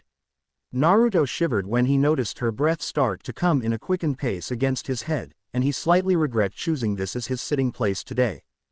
Okay, maybe Issei isn't as much a perv when compared to others. Murayama thought with a light pained feeling at having to admit that Issei wasn't the biggest pervert around. Rias giggled at how Akeno was called a pervert while Murayama blushed at getting caught with her own, sort of, thoughts. Hiba gave a small laugh. Well, I would not say he is not a big pervert from what I see. But he at least is not afraid to admit it. True, both girls thought knowing many guys in the academy were pervs while the infamous trio were the loudest of them. They glanced at Kiba wondering if he had perverted thoughts. At least with him you only had to deal with him peeping at you, he never had the guts to actually try anything with you. This girl, the one they had looked up to, was so much more perverted than Issei could ever hope to be. Possibly, it was impossible to see the future after all, which would mean that Issei could one day be more perverted than Akeno. Back to the issue. Koneko reminded Rias that there really was an issue at the moment, while Naruto sent his sister a loving and thankful look so that she knew that he was thankful for her getting them back on topic. Yes, anyway, Issei has a very powerful sacred gear in him. It might not be very accurate, but we use pawns to see how powerful a sacred gear's base is. Hiba here was worth a knight, or 3 pawns, meaning his sacred gears aren't extremely powerful by nature. He is only this strong by training, but Issei was worth 8 pawns if Sona was telling the truth. That means he had an amazingly powerful sacred gear inside him, possible one of the 13 Longinus if I am guessing right. Rias explained with a frown on her face. The other members all frowned at this. Katase and Murayama because Issei seems to be worth more to them, everyone but Rias at how many pawns needed for Issei and wondered if they can even have him a devil while Rias was worried but hoped her plan would work. High-level sacred gears were worth 5 through 8 pawns. Normally people had to sacrifice 2 pieces that were worth 3 pawns, like 2 knights or 2 bishops. She didn't have the amount needed to reincarnate Issei into her peerage, but she truly wanted to have that sacred gear in her team. A Longinus-level sacred gear could be so helpful to her future goals. Longinus. I don't understand that term, is it something special to sacred gears? Kates asked with a questioning tone, she was very new to being a devil. Kates looked up at Rias, yeah, what is a Longinus? Rias waved her hand, I'm sure my other self will explain, so let's see, and I might not have to repeat myself. She had no idea what any of these terms were referring to, while Rias sighed and gestured to Naruto for an explanation. The 13 Longinus are said to have the ability to grant the user the ability to kill even gods if they were powerful enough. Power like that isn't something that can be underestimated. Issei has the potential to gain enough power to be a very powerful person, but he is also a target by those that don't want him to reach his potential, or those that want that gear for themselves. If they get that gear from him, then Issei will lose his life. Naruto stated before he blinked, a crazy idea forming in his mind that might save Issei's life later. If this worked, then it was possible that they could benefit from this, and Issei wouldn't have to die. Rias saw the look on his face, and knew that he had a good idea for her. The newest pair of devils were stunned by this information. An item that has the power to kill a god.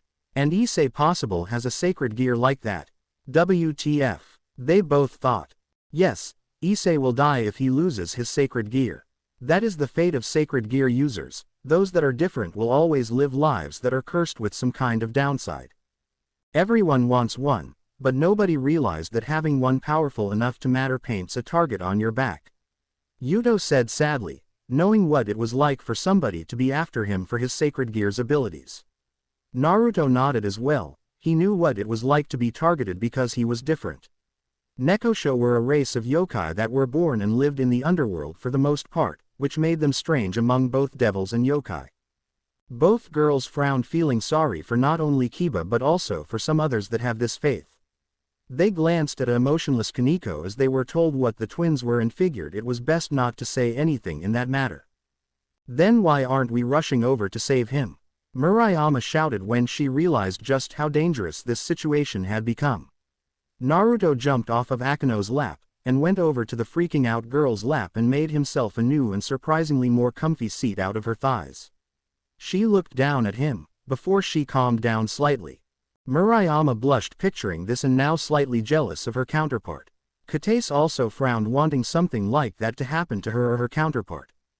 We can't. Angels and fallen angels uses churches and abandoned churches as their bases of operation, which makes them enemy ground. We have a very shaky standoff going on right now, and the smallest thing can break it and cause another war between the three factions. Naruto's familiar is trying to take care of things because she isn't technically a devil, which means that she doesn't have the same weaknesses to holy places and objects as us. Rias stated calmly. Hey, what is Naruto's familiar? Murayama asked. You never really explained it. Rias smiled and gestured Kates to keep reading, which she did. Reijeki may be a prissy little dragon with females, but she was a very loyal dragon to Naruto. She also helped him out with her EMF, so it helped that he could enter a crowd of devils as long as he had her with him. The downside was that he couldn't sense emotions, so it was sort of blinding to him. Then we have nothing to worry about then, right? Kates asked, her jealously over Murayama holding onto Naruto getting the better of her when she saw how her friend was holding his head to her chest. Murayama could not help but stick her tongue out at Kates, who gained a tick mark. Koneko eyebrow twitched as she did not want to hear these girls, especially if they were in the same room as her, fighting over her brother to keep for themselves. She was glad she did not have a twin or in that situation, otherwise she might have to hurt them. Yes, we do. Reijeki isn't powerful enough to take on a group of fallen angels. If there is a group, if there is only one, she can do it, but if there are more, then she will just be able to try and get Issei here as fast as possible. Naruto said while hiding a grin on his face. Even if Issei died, it wasn't like they couldn't bring him back. What made Issei worth so much to turn into a pawn was because of his sacred gear, but if he didn't have that sacred gear inside him, they would be able to get him into the group with only a single pawn. Of course, if they brought him back without putting his sacred gear inside him first, it was possible he would never be able to get it back, but that was a small price to pay. If it could be placed back inside him, then they would be able to get a Longinus for the price of a single pawn. Rias frowned as she never considered that, but she also felt it might be too cruel for her to do, so she forced the thought away. Naruto would be the first to admit that this was a great deal. Getting a Longinus user for the price of one pawn was simply too good of a chance to pass up. Sure, his potential would be much smaller than if they used the full 8 pawns, but he still had a Longinus.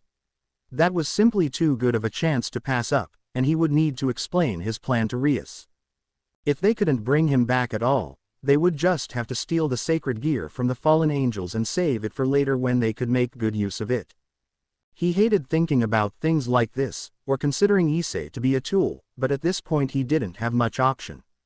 Issei was already in the church, where they would risk war by directly going there to help him. If they stole a stolen object from a fallen angel they would not risk war, and if they brought back a dead human as a devil they wouldn't be risking war either. Not only would all of them be amazing, but Rias would still have 5 pawns left. That would mean she could have up to 5 more pawns, another bishop, and another knight. That was 7 more pieces, which meant she would have a very unique set for her peerage. Kataise paused slightly as she gave a quick head count in her head. She noticed that they were missing some people if the numbers Naruto had were right. She pushed it aside as she figured Rias just did not found the people she wanted for those pieces yet. Naruto was trickier than people gave him credit for, even more so when it came to getting things that could be important at a later date. Of course, this was all in the hopes that Issei's body didn't get destroyed in the process. Extracting stronger sacred gears had the chance of ripping the inside of the body, which could end up in Issei's body being destroyed behind the ability to fix. It was all a gamble, and it was Issei's fault for not resisting the titties that he could die. If Naruto had been able to act like he wanted to then Issei wouldn't be in this situation, but sadly he had more than himself to consider in this. His actions reflected on Rias and her family, and Issei wasn't as important to him as they were. Familiar? Kataise asked when she realized that had been a term that had been used during this conversation, while Rias nodded with her smile returned to her face. Kataise and Murayama did not bother to ask this time as they knew for sure they would be getting answers from the book. Familiars are creatures that we can contract as our helpers, they do what we want them to do. It is sort of like a rite of passage to ally yourself with one. I have one, Yuto has one, Koneko has one, Akeno has a small family as little demons, and Naruto has 2 familiars, one of which he can't summon most of the time.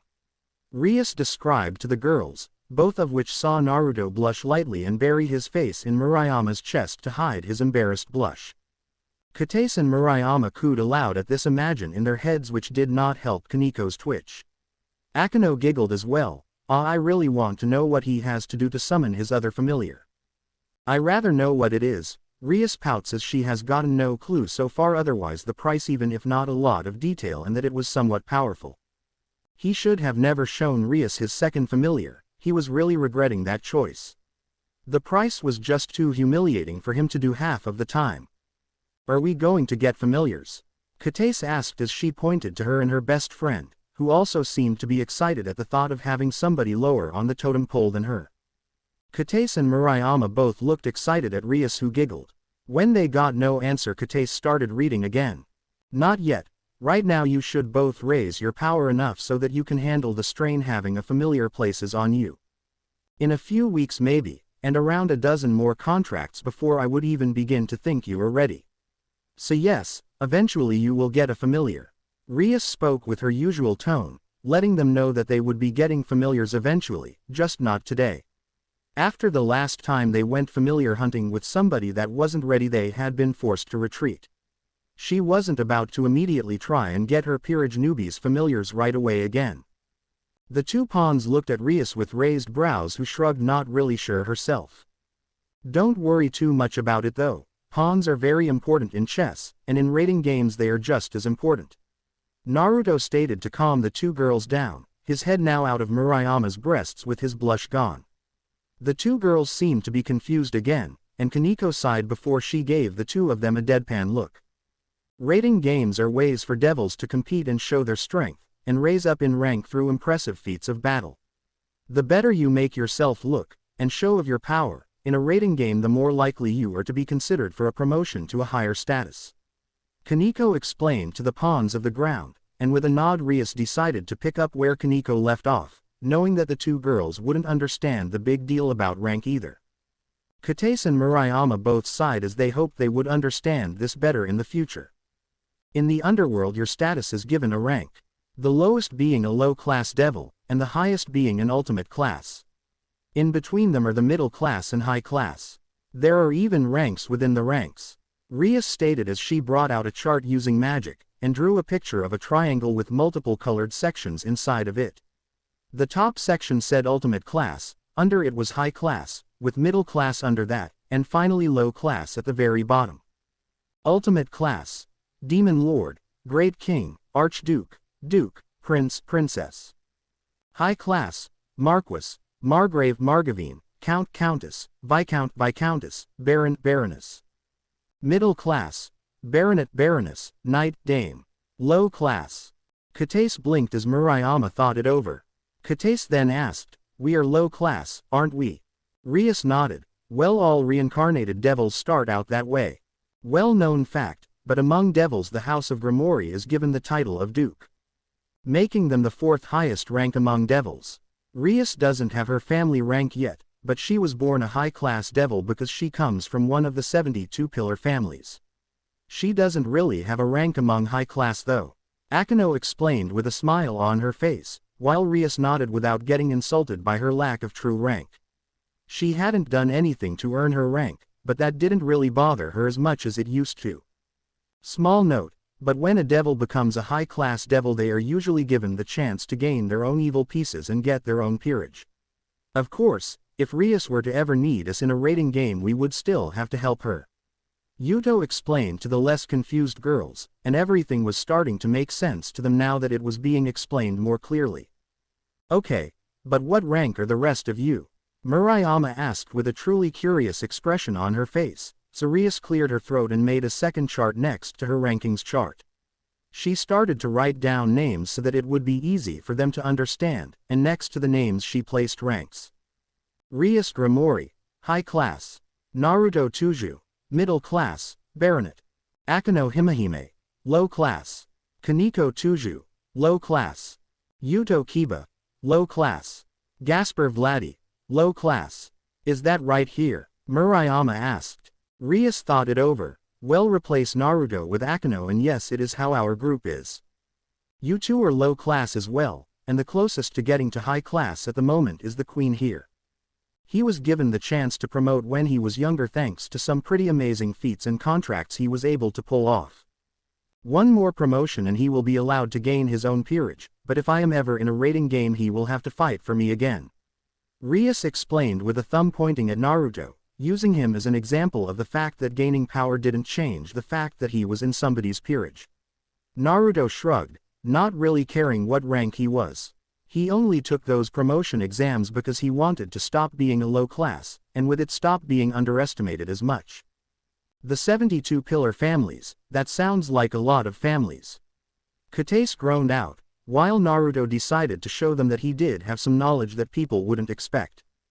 Kataise looked down and gulped, "Dang, that is a lot of names." Rias giggled, "Well, try your best anyways."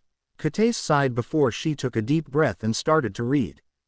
"Yep, and they are the Baal, Argers, Visago, Gamagen, Marbas, Valafor, Aemon, Barbados, Haimon, Buer, Gujan, Citri, Belith, Larahe, Eligos, Zapar, Bodies, Bathan, Salos, Person, Marax, Ipos."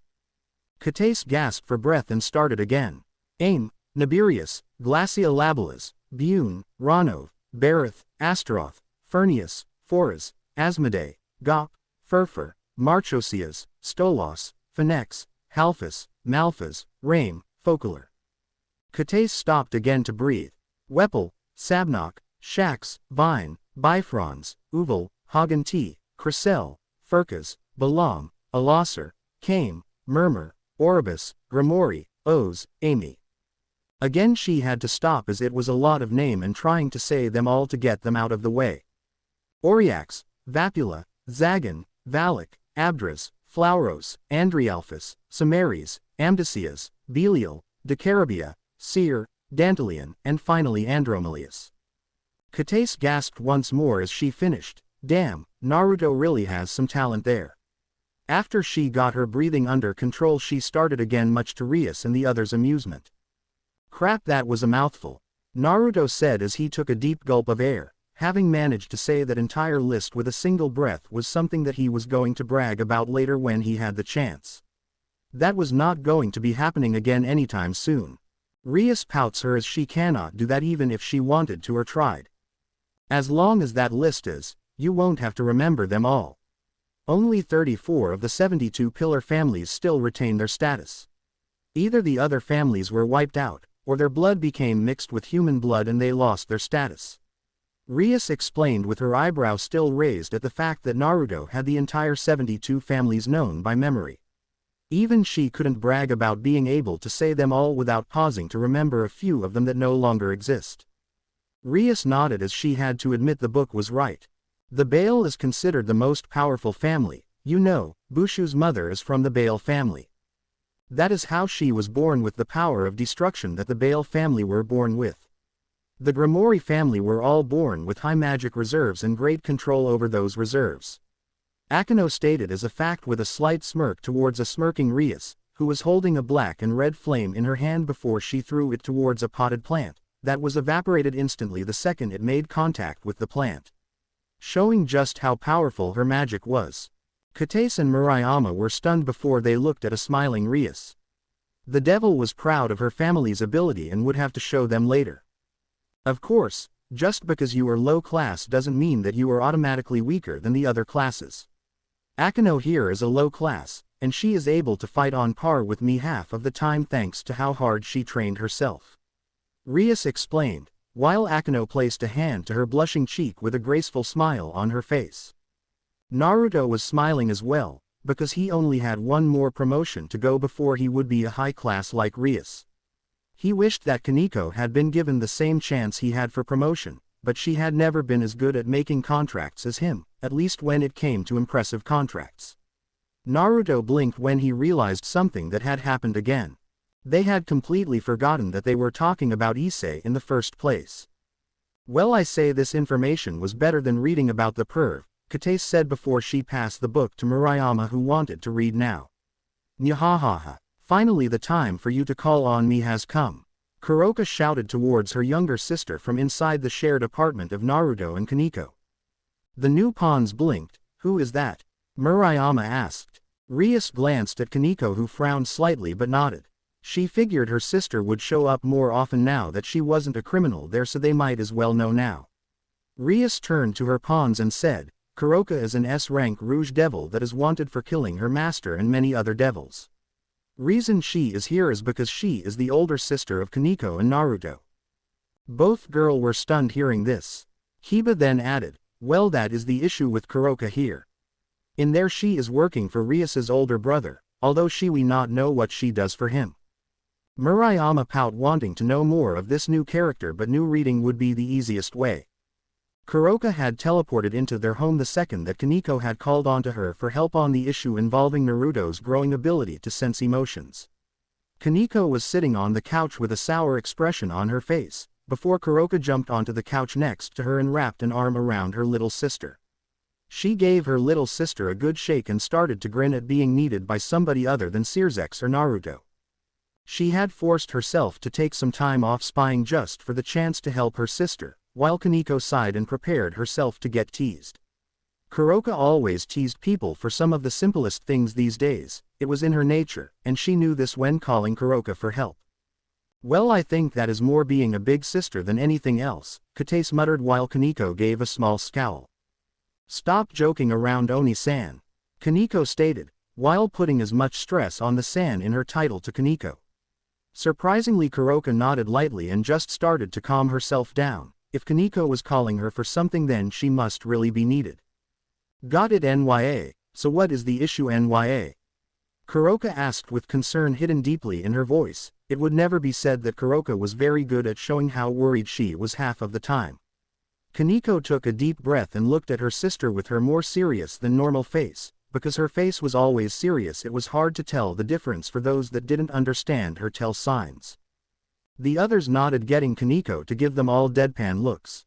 Ototo's powers are growing to the point they are affecting him negatively. Do you know a way to stop it or suppress them? Koneko questioned her older sibling, getting right to the point. Koka frowned lightly for a moment when she tried to consider Kaneko's words. She scratched her chin in thought for a few moments, wondering if she should reveal what she did know to Koneko. Deciding it would be best to reveal the information to at least her younger sister, she took a deep breath. His powers are in an unstable state right now, a state of growing. I recently brought this up to another person, and he told me that he had suspected for a while now that Naruto-kun had been gifted with a form of sacred gear. His emotion-sensing abilities stem from his sacred gear, but until his sacred gear activates he won't be able to fully control, turn on and off, his powers at will. Koka explained with a frown on her face, knowing there was a problem with no current solution was annoying to her. There were ways to block out other people from Naruto's mind, but that would mean that he would have no access to his ability at all. Any method that they could use to help him would also cause him trouble. His current method of focusing on one person was good enough at the moment. After all, the only reason Naruto has trouble with his ability are times when he is surrounded by literally hundreds or thousands of people. The stress of those many emotions were what caused him the trouble, or those rare cases when a person was so filled with hate and insanity that they caused Naruto to become sick from the extremely conflicting emotions. Sacred gear, that's impossible. Only humans can be born with those. Koneko denied right off the bat, while Koka shook her head at her sister. Well, that would be for most cases, Rias thought, recalling the first chapter. Not only was his sacred gear made from his own power, but it was made while he was a human before he was reborn. Wrong, that only applies to the sacred gears created by the biblical god. The ones that were made by other types of gods can be gifted to certain species of their choice. While it is true that a pure-blooded devil can't be born with a sacred gear, Naruto, you and I are not devils by birth, nor am I a devil at all. That means that if a type of god wants to give us a sacred gear when we are born, it is possible, but unlikely. Koka explained very carefully to her doubtful sibling. Bullshit, Koneko muttered, getting Akeno to giggle. The entire thing sounded far-fetched to her, but she had to admit that there were times when weird things happened around Naruto. Like that sun and infinity symbol that would occasionally show up on the palm of his right hand. You are sure? Koneko asked, making sure that Koka was completely sure about this before she trusted her answer. Koneko knew it was a different world, but it was still strange to hear herself trust her sister. Koka nodded before she reached in between her cleavage and pulled out a small collar. She handed it to Koneko, and the white-haired girl looked at the strange collar with a frown on her face. The collar was small enough that it would only fit around either her neck or Naruto's neck. She guessed that it was for Naruto, because it was made from a black leather material. On the front of the collar was a small glowing green gem, and inside the gem there seemed to be a small amount of electricity inside of it. That is a collar with crystallized lightning as the base. It has a high enough electrical field that it should completely negate his powers. Unless he is touching somebody, he won't be able to sense emotions. That means he can't use his powers when he is wearing that, so no sensing ability to help him. Rias and Akeno both blinked and looked shocked when they heard what the base of the collar was. The others did not notice, even if Kataise and Murayama thought Naruto would look cute in the little collar. Koneko scowled slightly at the fact her twin would be wearing a collar even if it was to help him. Koka warned her sister of the drawbacks of helping Naruto in this way. That collar was something that she had gotten for herself a long time ago to help her sneak past people with emotion-sensing abilities, and now she was going to have Koneko give it to their little brother to help him negate his own powers. Koneko looked at the stone and nodded lightly in understanding. If Naruto wore this, then he wouldn't be able to sense emotions of people he wasn't touching anymore. That wasn't fixing the problem, it was just like giving him a medicine for it. If his powers grew too strong, it was possible that he would start to sense emotions again. I see, and how did you get this? Crystallized lightning is pretty expensive enough to put a rich family in the poorhouse. Really? Murayama asked, stunned hearing this. Rias nodded. Yes, it is very rare and very expensive. Only the riches of families like my own, the Finexs or a few others can buy one, and even then it would take a large chunk of our wealth. Damn. Kataise spoke pretty much everyone's thought at that statement. Murayama blinked as she looked down at the book again. Then where did she get it? The other were quite not sure what to say. Koneko just scowled knowing her sister was up to no good to get that for her brother. Koneko questioned with narrowed eyes, and Koka chuckled nervously. That was a question that she did not want to answer right now, or at all.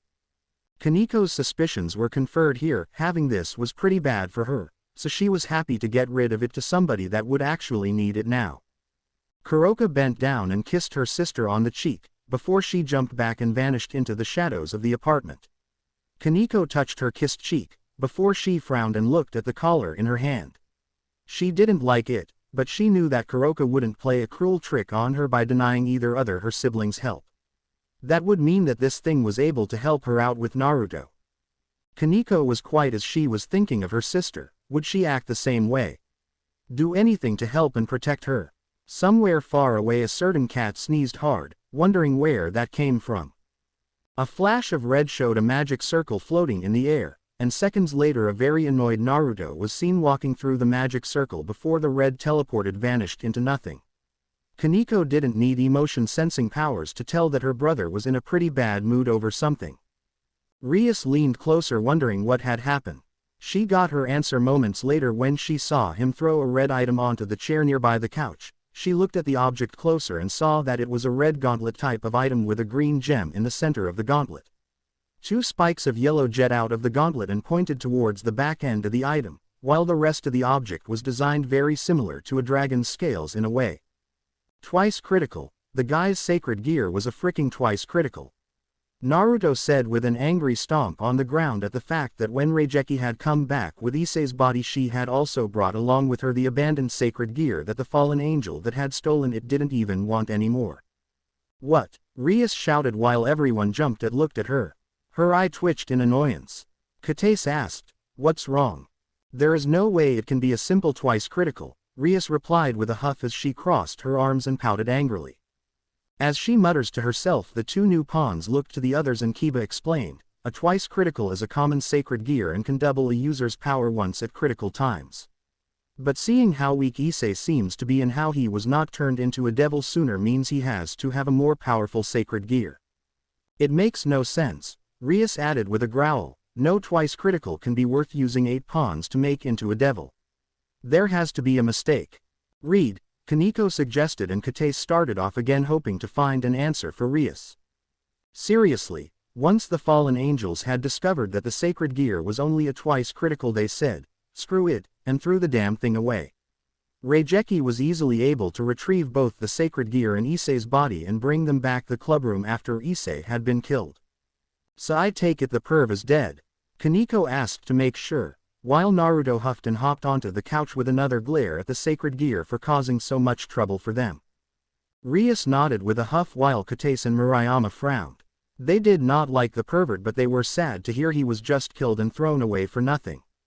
Yeah, the fallen angel killed him to get his sacred gear, but they didn't want a twice critical and threw it away. Rias has already brought Issei back as a pawn, but now the stupid gear is refusing to become a part of Issei again. "Try touching it." Rias blinked hearing this. Even as a twice critical should return to the owner if they are brought back as a devil. And Issei only died recently so why would it not come back to him? Naruto suggested as he pointed at the sacred gear on the chair. Finding something weird about the way he said that, Koneko walked over to the chair and placed her hand on the sacred gear, only for her to draw back her hand right after touching the gear like she was burned. Her hand was smoking slightly from touching the sacred gear, and she was looking at it in shock. "That sucks, it is hot," Koneko said with a light scowl to Naruto for making her touch something that was that hot. Koneko pouts at her brother for tricking her like that. Akeno giggled at both the face and the way Naruto tricked his sister.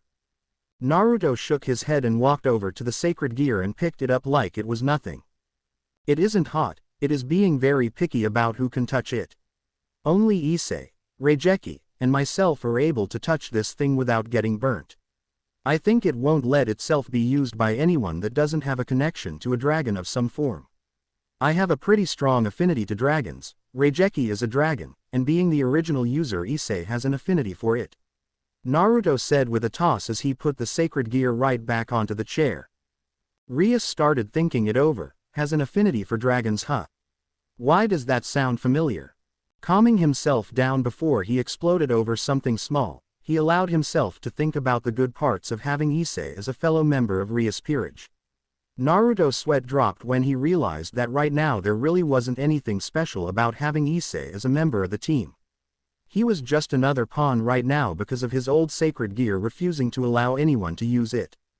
For a twice critical, the thing was pretty picky about who was allowed to touch it and use it. Rias moaned thinking of that. If it was true, then not only was Issei useless to her there but maybe here as well. At least a twice critical is better than nothing. Single quote. Wow. Gear with attitude. Koneko said with a raised eyebrow to the picky sacred gear. Naruto was just upset that he had thought that sacred gear was one of the 13 Longinus, something that was understandable to be upset about. Yeah, and to make things worse, Issei needs to be trained to the normal level of a pawn.